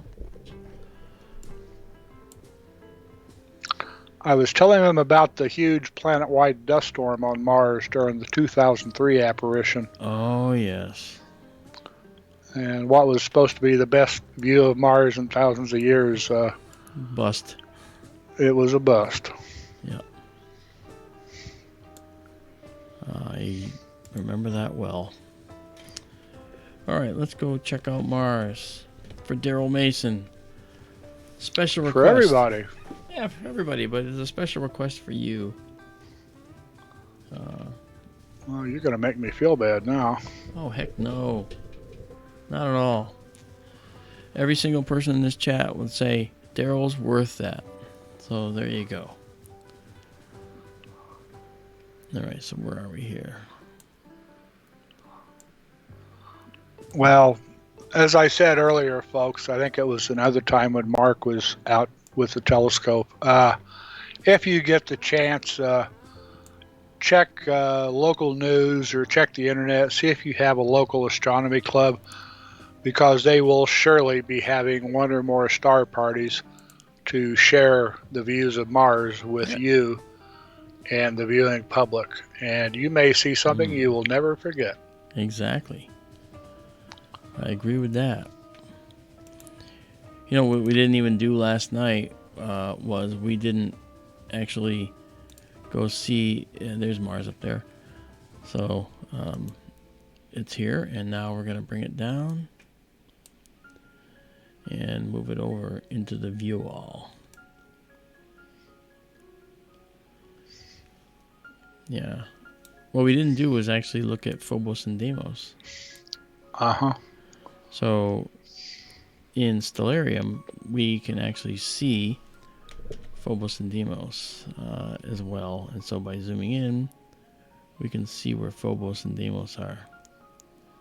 Well, there we can see Phobos is just, that's kind of interesting. Phobos is sort of right at the limb of Mars. Check it out. That's pretty interesting. Uh-huh. I wonder if we can see it. Probably not. Might be too close. But let's get this ISO way down. We want this ISO way down. And if you saw what Daryl and I were doing in previous streams, you know that we take the time to make sure that we can focus, especially on Mars. We certainly don't need the bulb mode where we can actually take it like this. We're going to go down to sub-second shots, something in the order of a 30th of a second, perhaps, if it's bright. Well, this 20th looks pretty good. Let's do a quick shot here and see if it's focused. And now we can zoom in.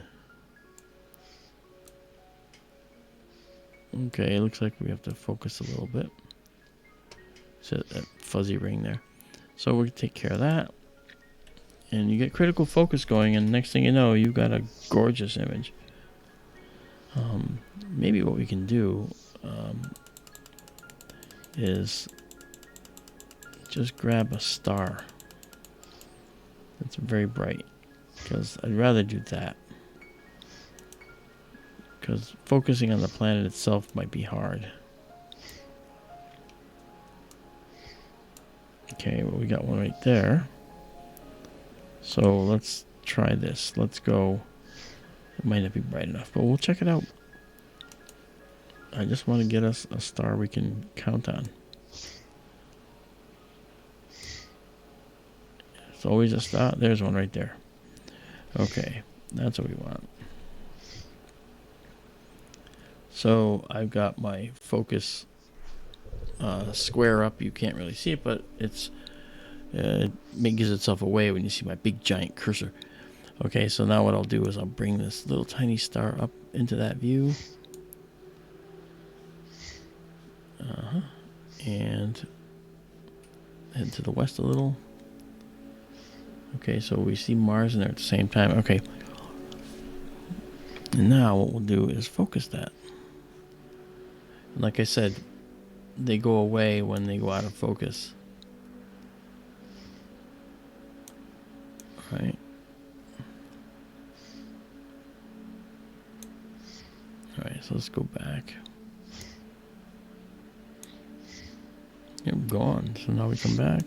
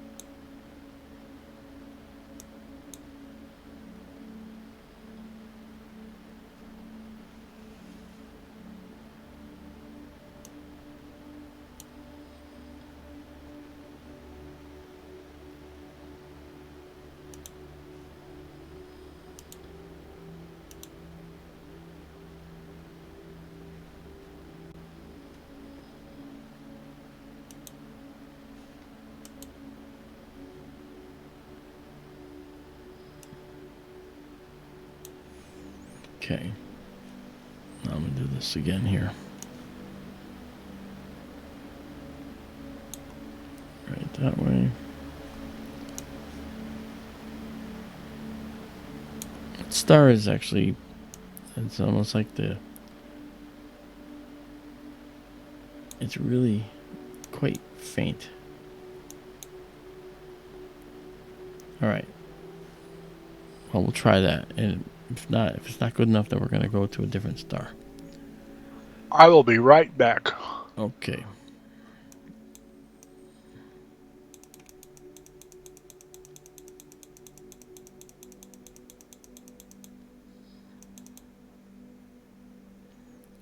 .25th of a second. So that's fast. There we are. What do we got?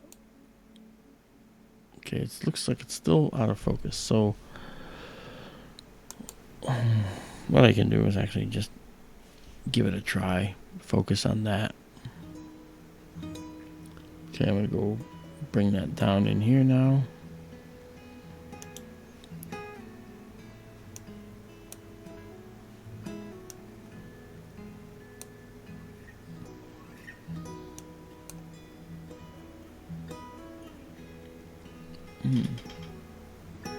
Well, it's moving, but not as much as it was yesterday. It was really bouncing around yesterday when we saw it.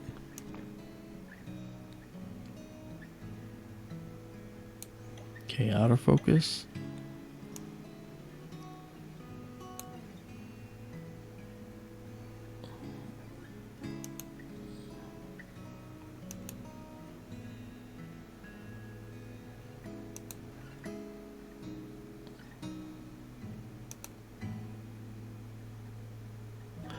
Try that. Okay. Alrighty.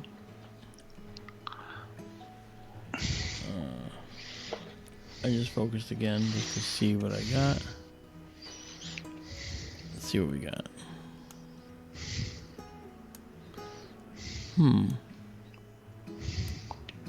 I don't know what it's doing there. It makes me wonder whether, because no matter what I do, it stays there, which implies that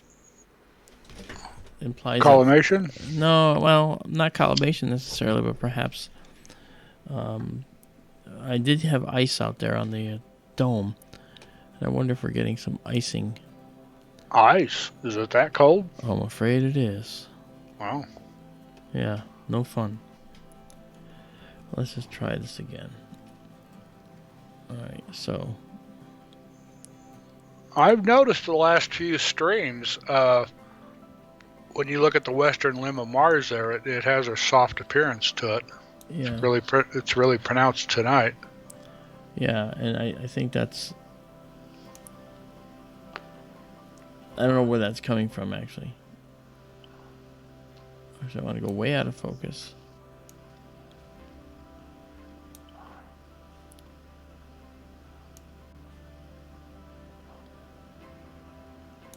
Okay, that's way out of focus.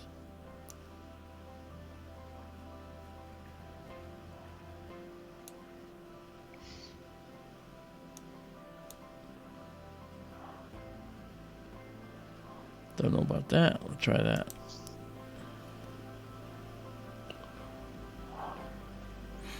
Still exactly the same. I don't understand that. Let me show you what I mean. I don't know what's happening there. Huh. I mean, based on, images like this one, okay, that we saw, you can see that the collimation isn't the problem. We're getting these beautiful things with very small star images. I mean, we're getting quite a lot of good images. These would show collimation errors too. And we're not seeing those in these little tiny star images, see? So, I would have to see a defocused image actually to be able to tell. Yeah, but... Plus the specular reflection we saw on Vega earlier made me wonder. Well, but I see, you see those are lens flares. You see those lens flares a lot.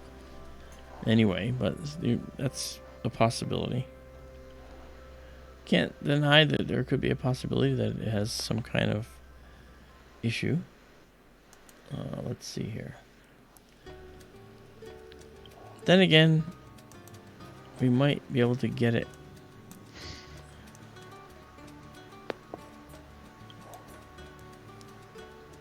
Okay.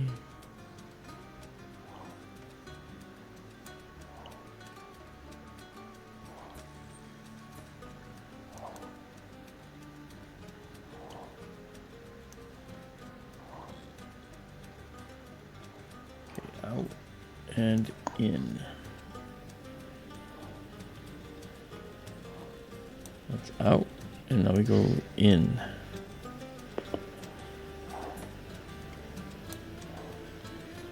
For all the world, that looks like it's focused now. It's the smallest possible size.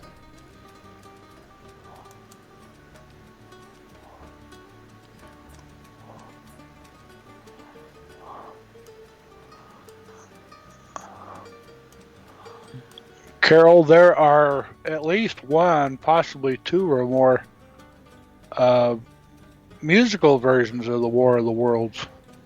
The one I have in mind is Richard Burton was the narrator on it. It's a really cool album. It's got a lot of big name rock stars all participated in the making of the album. Moody Blues, I think, and a lot of others. Wow. I can't remember for the life of me the name of the guy who did the album. Huh. But Richard Burton was the narrator. Well, we can see details. They're subtle. Yeah. There's the South Polar cap. I see something white going on up at the top. Yeah. I see some faint dark markings toward the top, and then the side here. Broader dark features at the bottom. Yeah, I mean, we can actually go look and let's bring it back in and zoom in on it, and this is what we should be seeing. Whoops, come back here. Come back here. Okay, wait. Come back here. Go away. What are you doing? Sorry, that's me. All right, here we go. All right. Yeah, so that's what we should be seeing right there. But this may not be as pronounced, but we do see sort of a subtle color there. This is definitely not one of the better nights. You know? Yeah. Mars can be awful subtle sometimes. Yeah. The first night we looked at it was quite nice.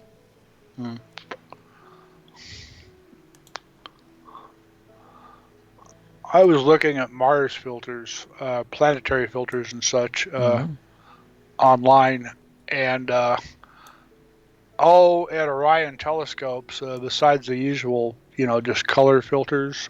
Yes. You pick different colors to pull out different planetary details. Yeah. They were also advertising what they called a Mars filter, and what was interesting was the bandpass. They showed a color diagram of the bandpass, and it showed everything on the blue end and everything on the red end, and it was dropping out the green almost completely. Really? And green verging toward blue and green verging toward yellow. It was wiping it out completely. What I see there, it looks like a pretty broad dark feature across the bottom half of the planet. It does, doesn't it? And wider to the right side. And looking a minute ago, I thought I was seeing something dark up toward about 10 o'clock, too. Yeah. And I see something there at about 1 o'clock. Yeah. 1 to 2 o'clock. And I see the South Polar Cap. Yeah, the South Polar Cap is pretty obvious right here. And maybe a hand of the North Polar Hood. But it is subtle. Right there, yeah. And there at about 3:30 to 4 o'clock, I see sort of a notch and like a right here protruding spot. Yes, right there where there's a little dark peak sticking up. Yeah, I see it. May just be my imagination, wishful thinking. No, I usually think that your imagination is typically right on the money. Right on the money typically. Okay, but unfortunately, I don't think Mars it's just not performing for us tonight. Oh well. Look though, we try. Yeah. Well, what can you do? Well, what it can do is go back out to the dome and move it because the Pleiades is up right now. Go for it. All right, I'll be right back.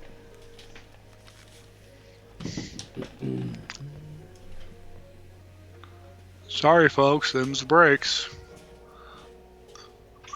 Mars can be really touchy.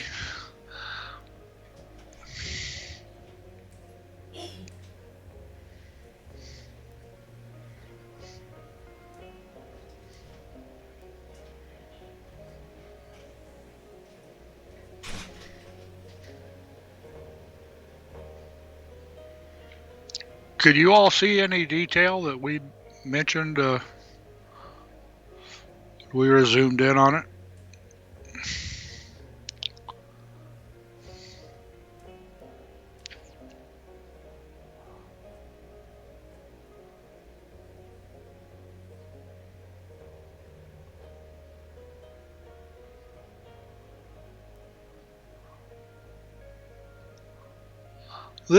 Mars is pretty much pushing the limits of Mark's setup.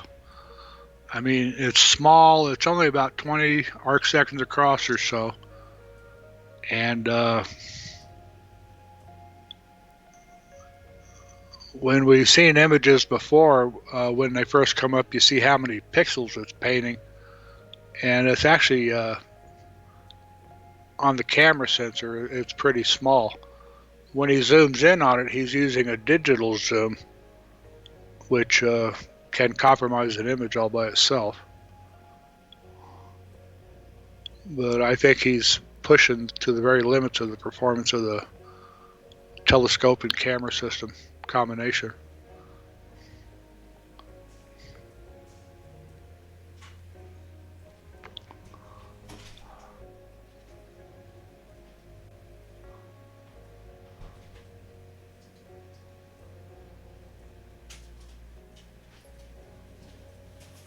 I'll keep my fingers crossed. I'm hoping for good weather here so I can take my scopes out. Yeah, you need to take your scopes out too. Yeah. Well, the last good night I had was last Monday night. And I was busy doing something else and been kicking myself for it ever since. Yeah, I kind of know what that's like.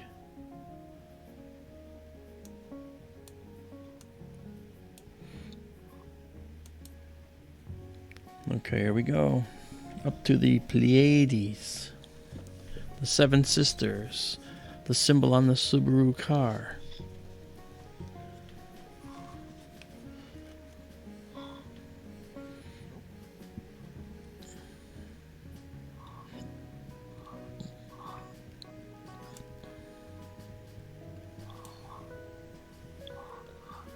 Did Tara leave and now she's back?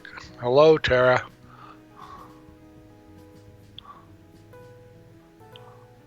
Actually, she did say she had to go do something, I think. Oh, well, welcome back then. Yeah. I'm wondering why I'm not seeing... Oh, I know why I'm not seeing them. Hello. I'm at extremely low ISO. And now they become evident.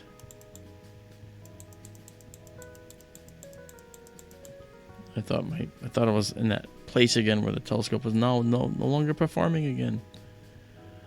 Not this time. But what are we trying to find? Let's see. Okay. All right, so let's do this. Let's move.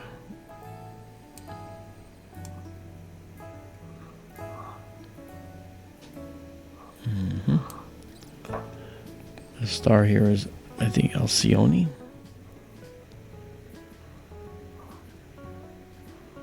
And I think this is Merope, I think, yes? So what we want to do is put that up. I can't show the entire Pleiades in one. Well, I can show you this.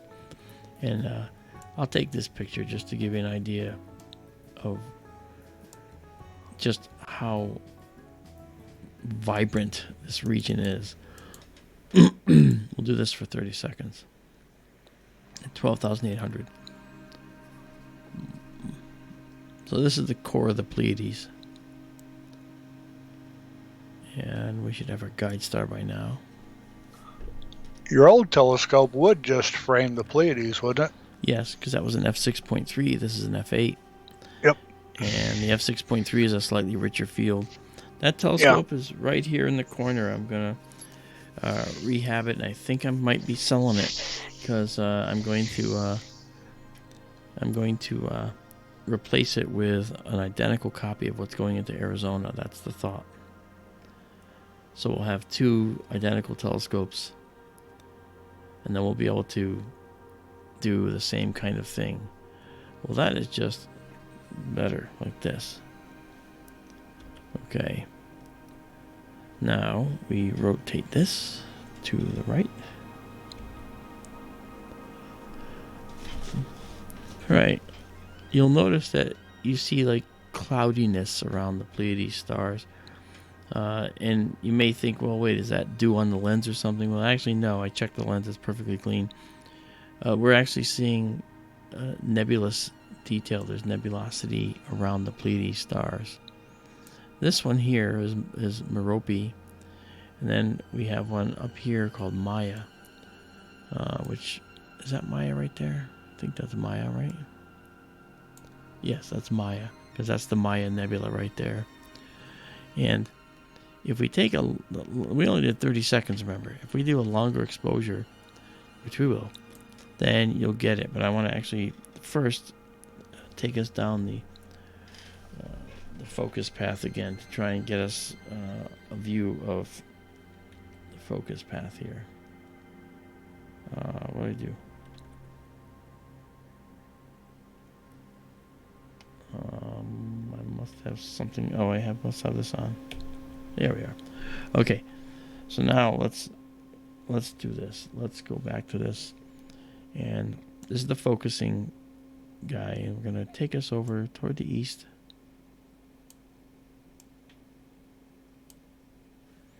And you'll see Alcyone down below as it pulls into view. That's a gorgeous star. Very hot young star. And we're going to take it out.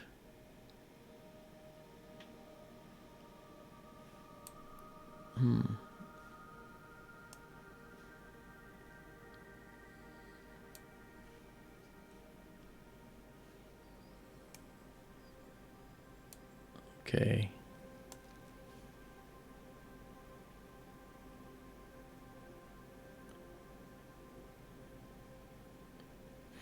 I'm registering another issue with the telescope. My electronic focus system is run to one end. And it shouldn't have, but it did. It's that's a quick fix. That's nothing.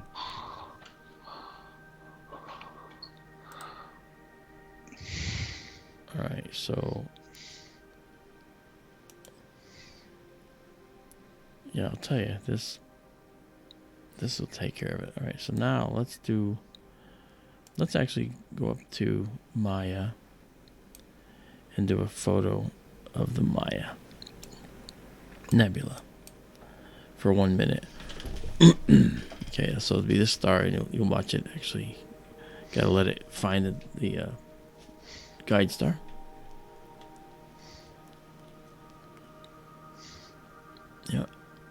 Yeah, sorry about Mars, Daryl.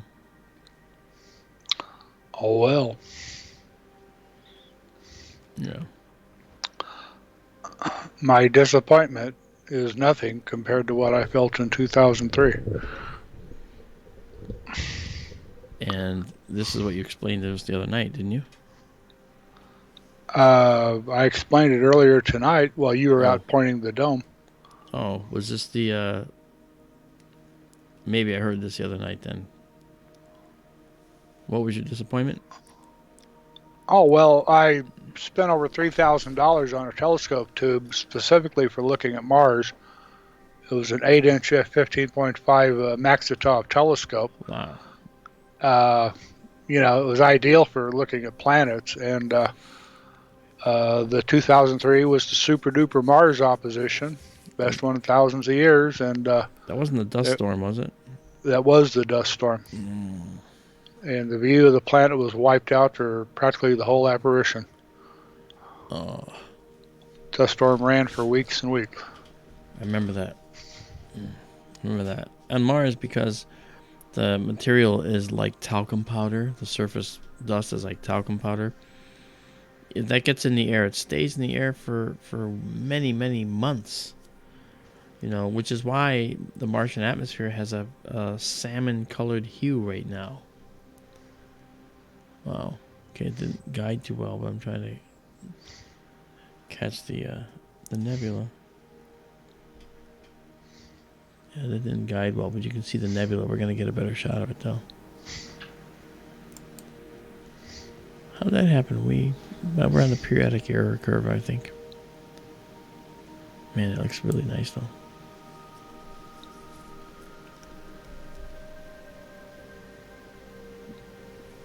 That's the way the mop flops, Tara says.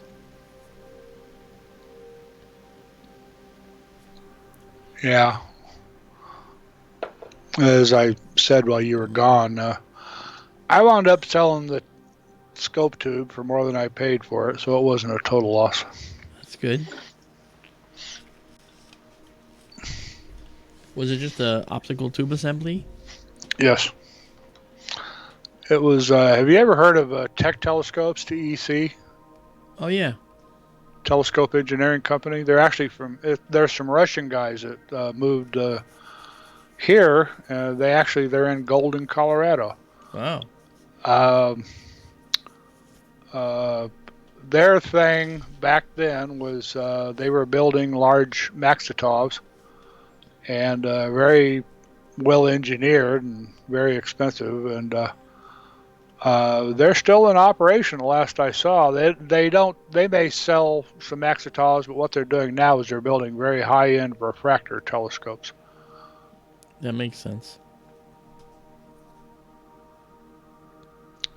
Russians can build some really good optics. Yeah. Yeah, I bought the scope used. I paid $3,000 or $3,100 for it, and I sold it for, I want to say, $33, and that was as a used telescope. Wow. Okay, we're getting I think that's the. I must have jinxed you tonight. No, not at all. That's actually the right ascension error. So I'm gonna try something here. You're gonna go down twice in the computer and enter, and I'm gonna, just in case it might have actually reset, I'm gonna go to 02, enter, and now let me take another photo and see what that does. Okay, we'll do another photo like this.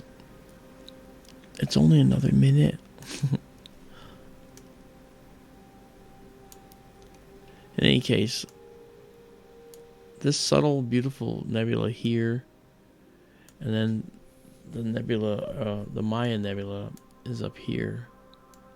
And when you look at it, we have to. It's almost not visible here, but it's actually, you can see this area right here of it. And this is this little piece right here. The thing about the Pleiades, these are hot blue stars, B-type stars. We have the OBAF-GKM, as you know, Amanda will tell you, as she's learned, which is great. And these hot blue stars were actually formed wherever they were formed, you know, and they're migrating around the galaxy, just as we are, in an orbit around the galaxy. Well, these stars are actually not part of this nebula. This is not where they formed. They're just passing through a dusty region of the interstellar medium, and they're lighting it up for all to see. Again, through that Rayleigh scattering type scattering that takes place with the high frequency light. And the blue stars have a lot of high frequency light. High frequency corresponds to high temperature, right? And so we see that. What do we got here? Okay, I believe this photo is done, and it's not as good, so I'm going to go back into here, go into this guy, go down,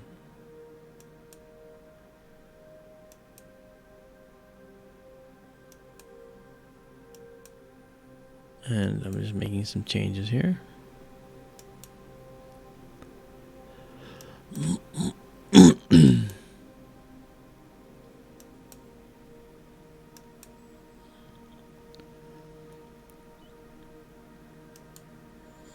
It's what we do.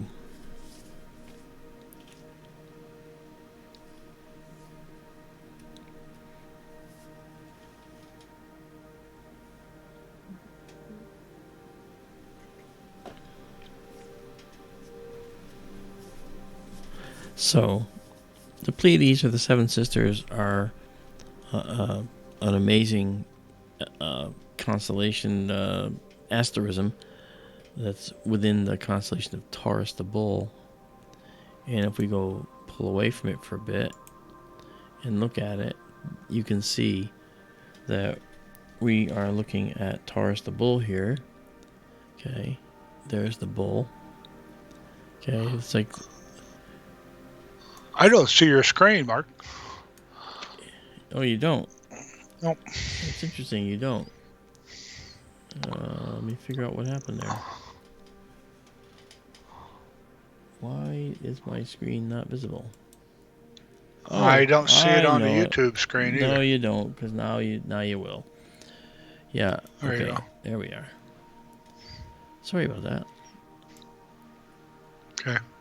Now, when I was talking about that must have been terrible because you didn't see it at all then when I was talking about the image coming in. Oh boy. Okay. Yeah. So you can see the Aldebaran here is like the eye of the bull. Well, they classically say that, and then the Taurus the bull's shoulders is around the Pleiades.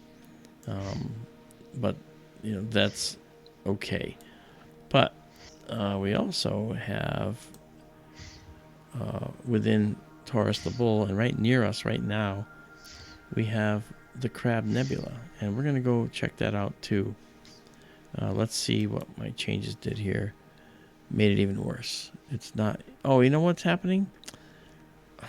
The guider is not able to capture the guide star. That's what's going on. Okay, see, this observatory is going. This dome is going away. We're gonna make this a roll off of here. All right, so right in between the horns of the bull, we have a supernova remnant, and we're gonna go check that out. And we might actually get there easier, for all I know. We'll see. Crab Nebula is also known as M1 or Messier 1. It was the very first object Charles Messier wrote down. Exactly. Okay, now the telescope is looking like it wants to go to Tangan. But it looks like we may have the dome interfering here.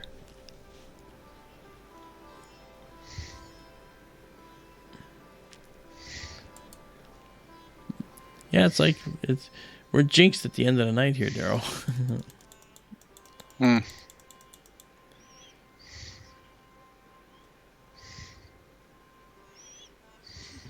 Okay, well, let me so we're holding steady there.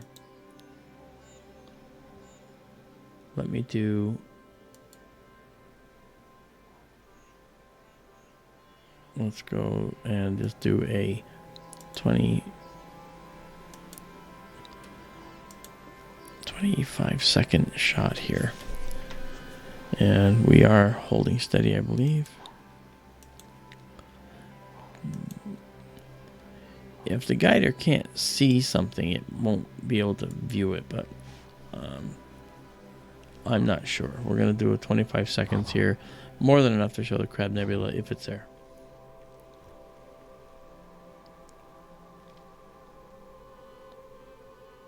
And then if it's there, we will do deeper photos.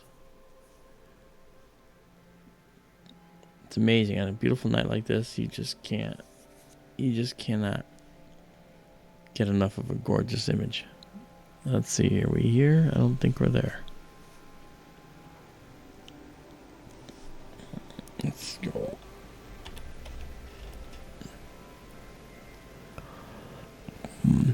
Still have guiding error here. Could be that there could be an edge of the dome shutter in the way, and that will wreak havoc. This is at about the same elevation.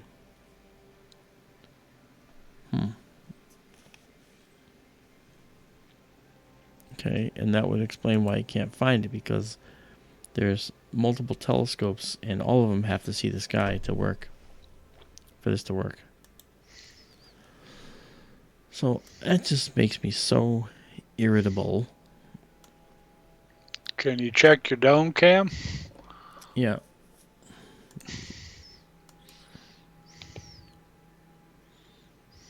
See, it looks like it's doing fine. You know?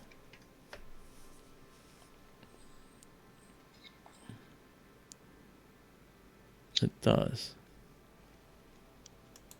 It's actually laying down quite far. But I do believe it's fine, but wow. The Rosette Nebula is already coming up. And Orion will be see, we have the Christmas tree cluster, the Rosette, and then Orion is going to be, there's the beehive down there. Yep, Orion will be behind it all. Yeah, alright, well, go ahead. I don't want to hurt your feelings. Stellarium is still off. I'm looking at your sky via heavens above right now, and Orion is just rising. And well, I can see it. It's right here. There's Betelgeuse and Bellatrix. I mean, it is. Yes. It's just low. See it? So it's right there. I mean, there's Orion. Yeah, but it's showing Rosette above the horizon, and Monteceros is not up yet from your location. No, but it says the Rosette cluster. I'm sorry, the Rosette Nebula. Yes. And the Christmas tree cluster and the Rosette Nebula. Oh, wait a minute. No, this is Earth. No, this is nearby. This should be our horizon. And Sirius is not yet up. Rigel just rose above your eastern horizon. And the belt is just now rising above the horizon. Betelgeuse and Bellatrix are up, but they're very low above the eastern horizon. Well, then,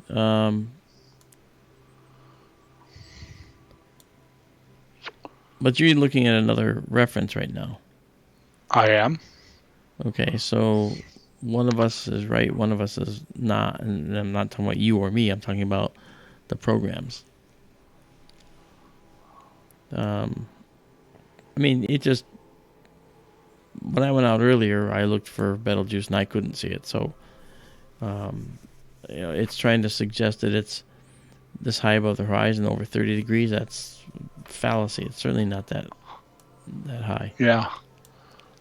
When you came back from resetting your telescope earlier this evening, Yeah. I didn't want to upset you. Fomalhaut, Stellarium on Fomalhaut was still showing it west of south. And according to Heavens Above, it was still east of south. Oh, no, remember I fixed that. I had... no, even after you came back, it was showing it as west of south.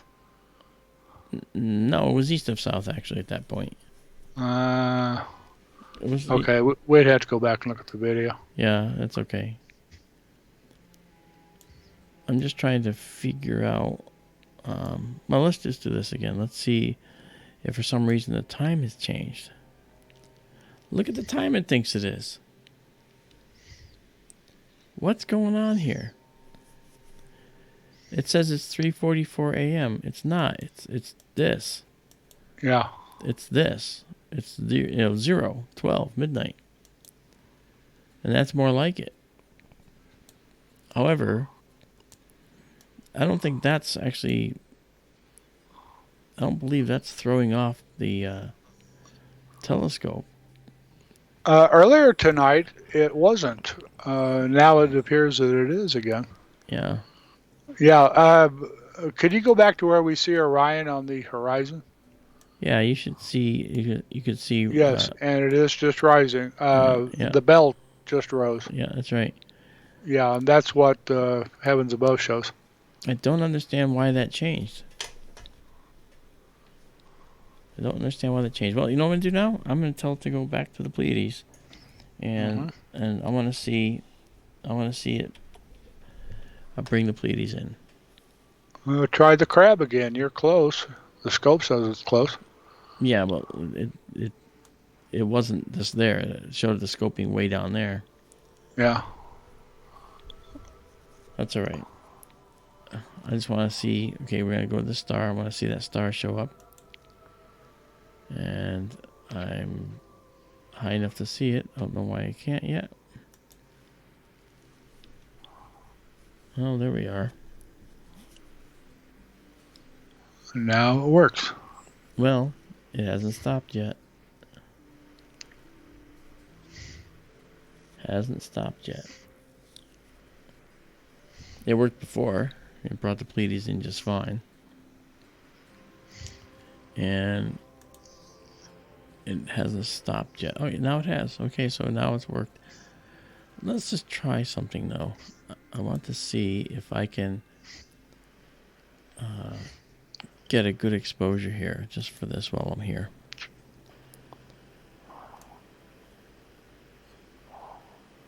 Alright, we're going to pull this down.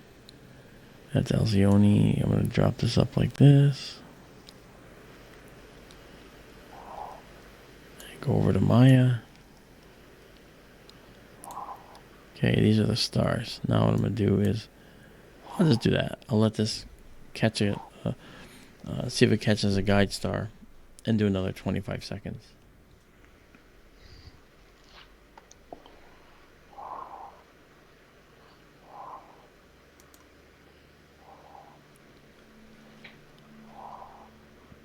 $30 seconds. And 12,800. Let's try that.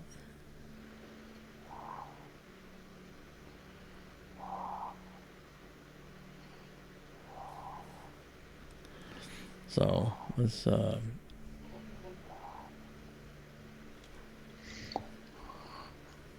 Wonder why Stellarium keeps changing the time. I don't know, but you saw that it did when I corrected it, and it changed the time on me. Mm-hmm.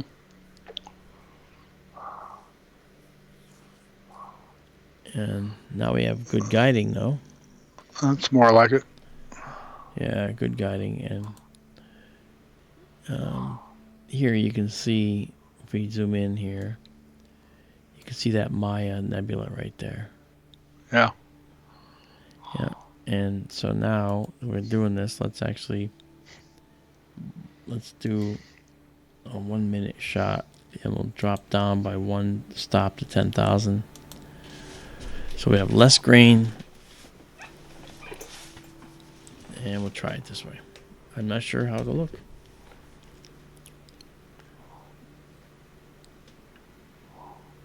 See, the problem is everything that happens with the telescope, I have to be able to fix. If I have to work on it, I have to work on it from thousands of miles away. Right. I have to do everything through a connection without physically touching the telescope. That should work for almost everything but a true alignment that's needed. But we'll see. All right, let's see what this will produce for a minute, which is just over twice as long as the original. And hopefully it'll be reasonably good, and we can see a better version of that nebula. Then we can try the crab again.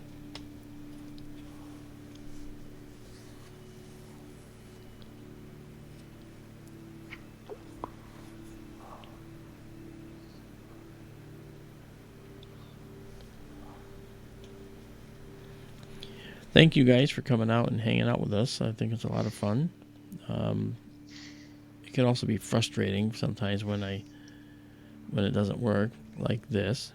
Okay, I don't know why it's doing that, but that's telling me that one of the parameters I have in the guider is off. But that's a vertical format, so that means that we're really talking about the up and down direction in here. And that's when I bring this up and I go up or down, That's the declination, or the north and south direction. So I don't get why that's happening, because that usually is fine. So Yeah. I'm going to come in here and try something else.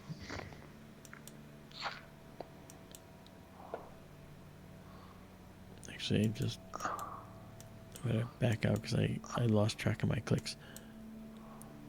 Okay, so that's in status. ARC, RA, deck, down. And now we're going to say 05, the same as the RA. And then we'll say enter and just take a picture.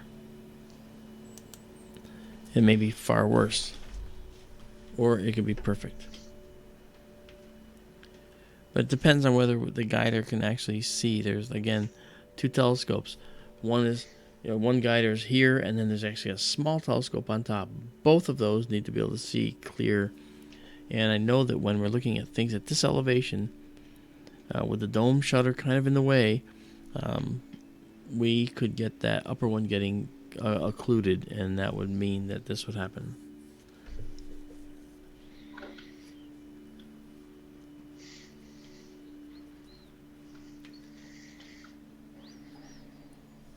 Well, I'm glad that you're interested in this process, CODIS.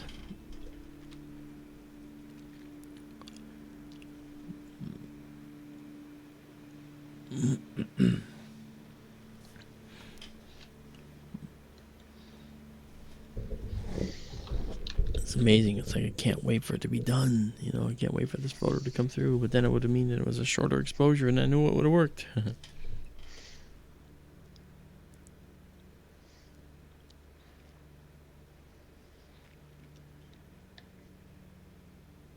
Seriously? This is going on to be another 4-hour stream? Wow. 3 hours, 52 minutes. Look at that. Oh, yeah, look at the nebula now. You can actually see this beautiful Maya nebula. Uh-huh. See that? That's beautiful. Again, the stars are just passing through the neighborhood. They're actually not here for a long period of time. Cosmically, they'll be out of here in a fairly short time. Did I see something else? No, I thought I saw a satellite, but I did not. Okay, let's try the crab again, shall we? Yes, we shall. Sure. So we come down here and we will see the crab. That's a double cluster. What am I doing there? Okay, there's Aldebaran. And then the crab is right here. So now we'll go there. And if it can see it, it'll get there. Stars will go away.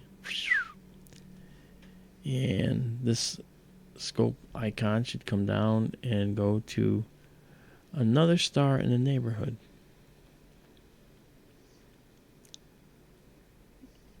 Okay.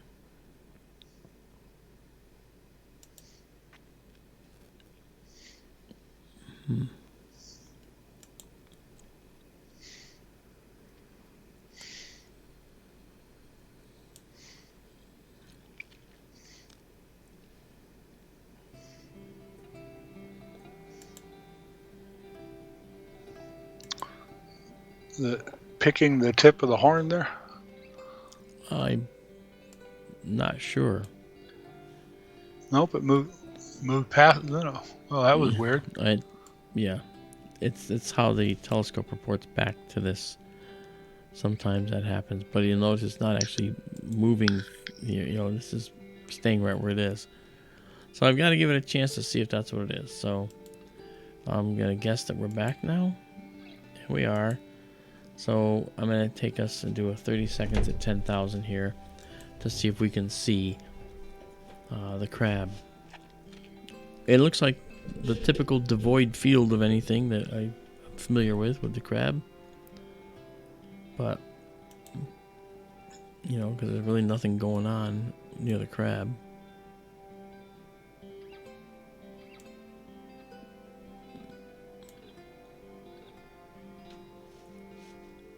So we'll see. 30 seconds. Just a few seconds from now. And that's a big no. So that tells me that a couple things could be going on here. First of all, go ahead. Got a really red star in that field. That's right. We have a carbon star here, it looks like. Carbon stars are beautiful. Okay. I'm guessing that we are not too far in reality from... Well, look, now it's gone entirely. Look at this. This could be a guiding issue where it can't see it, so I am going to manually move it in. So we're going to increase the speed at which we're moving. That might not be enough. And then head this way.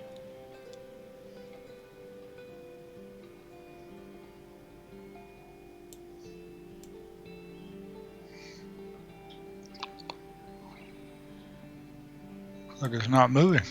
Yeah, it's catching up.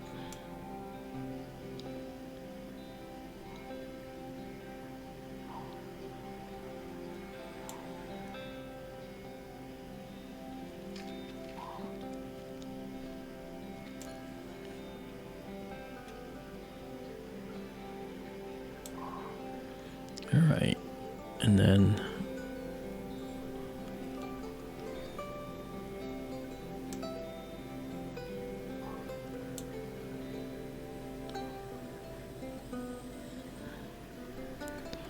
okay, let's just do a 25-second shot because that's enough at 10,000 ISO to see it if it's there.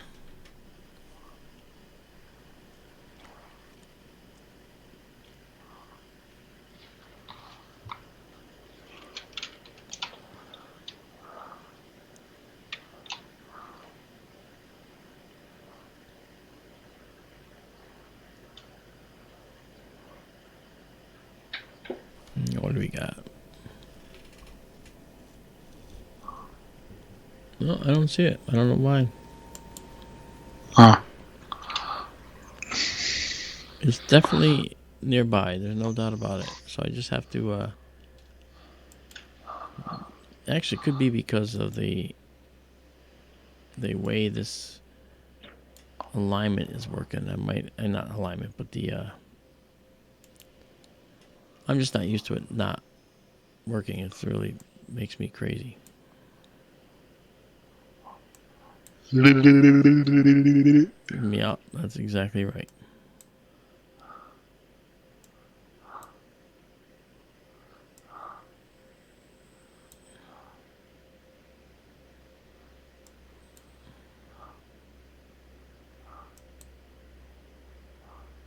Okay, just a sec here. Could you look at your observatory cam inside and see if the guide scope might be being blocked by the shutter? Yeah, you'll see. It's actually looked like it may not be blocked from what I'm seeing here, but it's on an angle now. It's facing away from us entirely, so it could be really close to the edge and I don't notice it. You know, that's what happens. And to notice that, I'm just looking at this. Okay, and when we look at this internal camera, okay, just so you know what we're looking at, it looks like this. Okay, this is this here is the cover of the telescope. That is the auto close thing. Telescope will orient itself to be able to face this. The guide scope is this is the filter wheel. This is the camera system. Here's the telescope. And on the other side of it, away from us, is another tube with yet another tube on top of that. So it's possible that we're closer to the left edge of this dome than we realize. Left edge of the shutter. But we shall see. Anyway, if I can just go back here and let me see if I just take a 25-second shot here. I'll even go to 12,800 for crying out loud. And see if that star that we're seeing there is corresponding to maybe one of these. It should be in the field.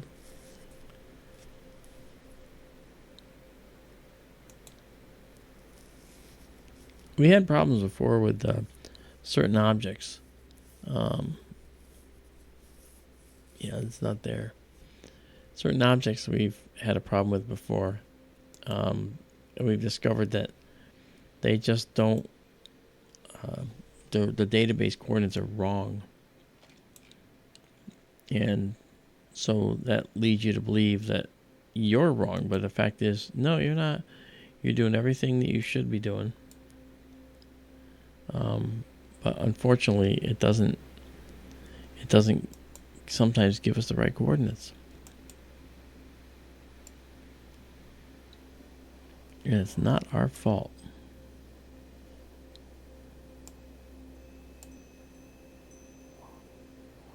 We've looked at the crab many times before. Have we looked at it with this telescope? Not. I don't think so. It would have been last winter. Yeah. Probably last time we did. Yeah, I don't think we have. We know it's not in this field, so.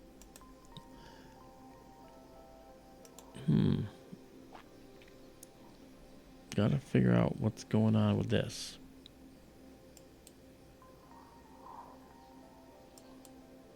I will be right back. Okay. 25 seconds.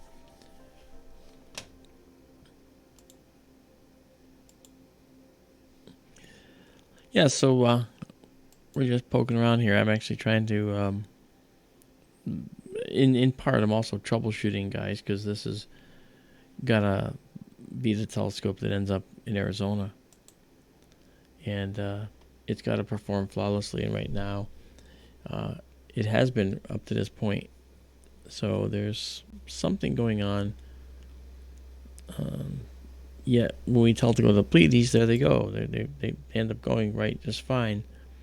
So clearly, it has to do with this particular object. Let me try to take us to something else. Like, let's go to the Ruby star. This star is a really beautiful star, and you can't mistake it. So here we go.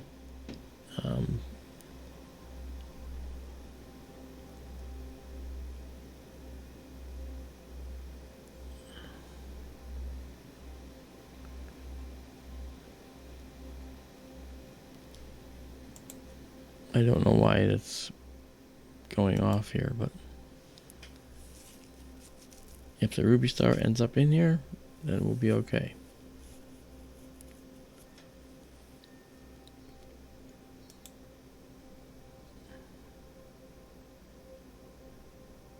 Well, I don't see it. Maybe we're not.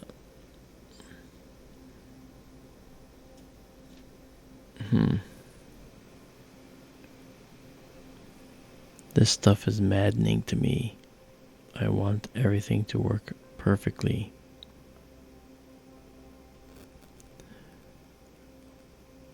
Yeah, see, it somehow thinks that we're there. And, oh, no, not yet. It doesn't anyway. But we're not there.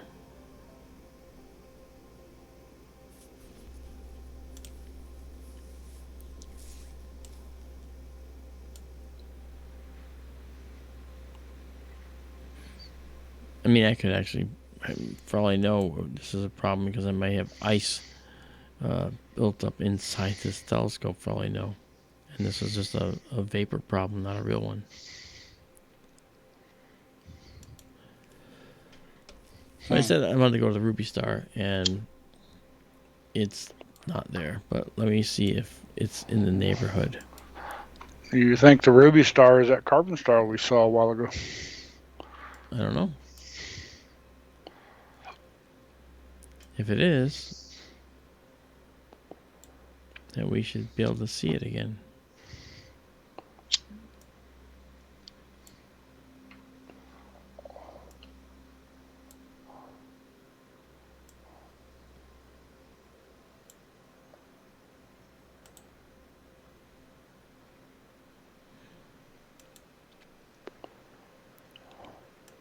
Because we tell, look, like for instance, we say go to the Pleiades and it goes just fine. So I don't get it.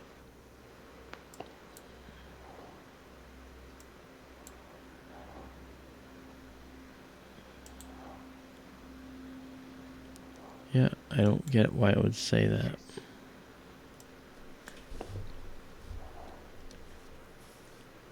I'll have to check the optics. They might have some ice in there.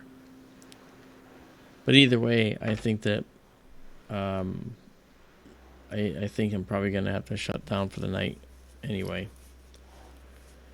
Because it's just a little bit of a problem after a problem, and I don't like having to deal with those. What time's A&E supposed to be there? They'll be here 11 in the morning, and it's 1 in the morning, so I got, I get about, probably 4 to 5 hours of sleep after I shut everything down. So. Goodness. Yeah, that's okay. Okay, well, I'm not happy with some of this, but I'm very happy with the, for instance, we looked at the elephant's trunk and we drove right to it without any problem. Drove right to the Pleiades without any problem. Look at the elephant's trunk. Wow. That's just stunning. Cool. Well, this is good. I will take what few photos we took of it and stack them and see what I can pull out of it. Alright. So, you guys have a good night. I will, I'm going to go out there and shut everything down, and before I do that, I'm going to actually probably have it do a couple of finds that I want to find and make it work better for me. I want to see if it'll actually work. I mean, it has been working just fine. So if it's not functioning, there's got to be some reason why it's failing. Again, I think that it could very well be, could very well be due to the nature of the way the dome is or whatever, something, the angle. So. You said the one thing that's changed is the new computer, right? Yeah. Could that be the problem? Well, sure. I mean, anything's a problematical. Anything can be the problem. Well, I feel for you, Mark.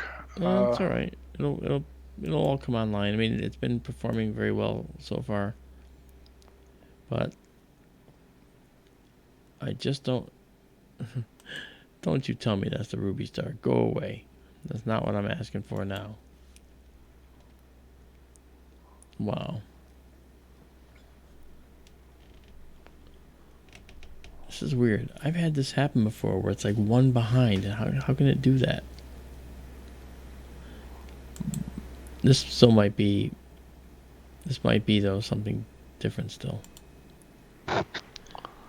Alright, well, let's just do 20 seconds here and see what that is. I hate to desert you, Mark, but I think I'm going to call it a night if you'll forgive me. Of course, not a problem. Okay. Well, good luck with that. Good night, everybody. It's been fun. Thanks for coming. Yeah, thank you guys, and thank you, Daryl, for joining me tonight. And we'll talk to you tomorrow. It's supposed to be clear tomorrow, so we'll have another chance to get this right. Okay. Hope I haven't been a pest tonight. You take care. Good No, luck. not at all. All right, Alrighty. cool. Good night, everybody. See you later, Daryl. Bye bye. See ya. Okay. Let's see now what that star is that we're looking at. That looks like the ruby star. Oh man, I don't get it. I just don't get it, guys. Sorry. All right. Well, I'm gonna go out there in this cold and try to figure this out. I don't know why it's times are changing. I gotta look on the computer though. What? This could be related to the time zone the computer thinks it has. Okay, so we're gonna go look at that.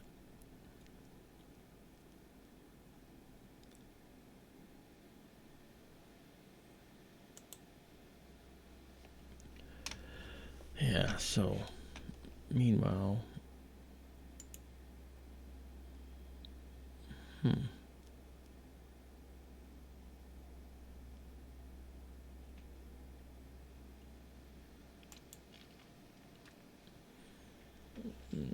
this is our computer out there. Okay, it's 1:12 on September 21st. Set time zone automatically.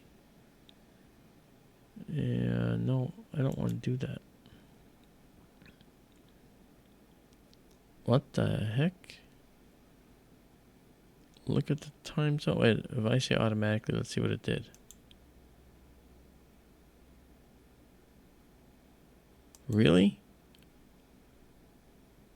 This could be the problem right here. Pacific time? That's wrong.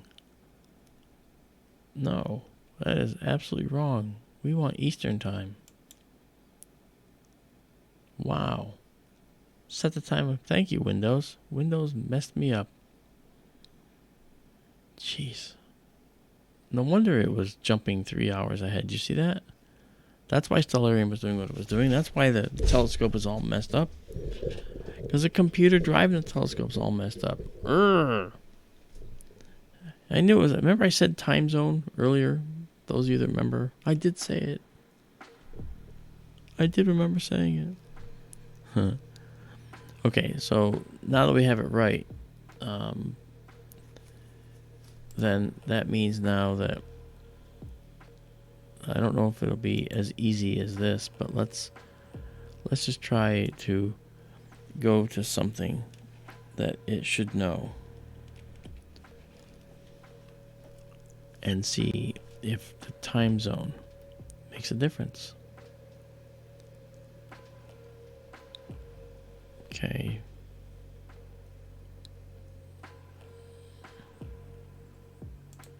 So far, it does not seem to be doing so.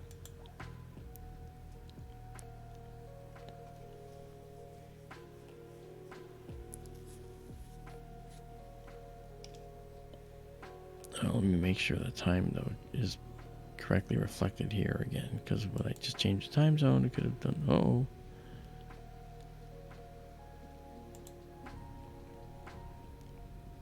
Interesting.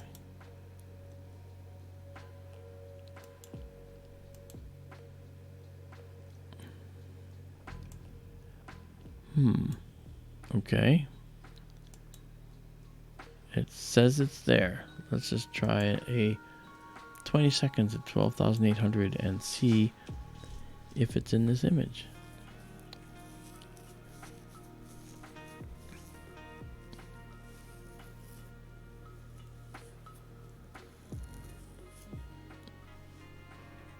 I mean, if the telescope thought it was 3 hours behind, then it would go to the 3 hours behind problem.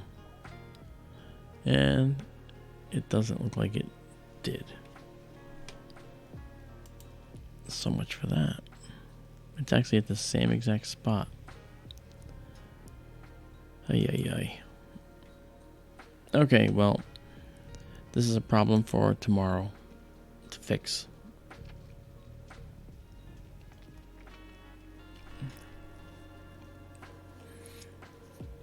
All right.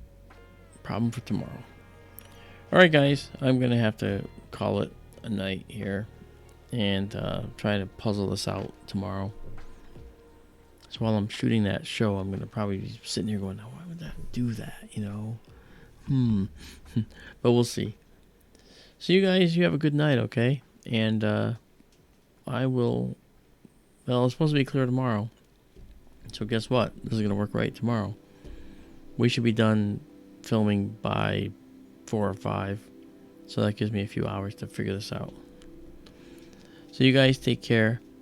And I will talk to you tomorrow on the flip-flop after this is all said and done. So I appreciate your attendance. I appreciate your comments. And we'll talk soon. All right, guys? So you have a good night. And don't forget, when you go out, you keep looking up. Because up there is where it's at. See you guys.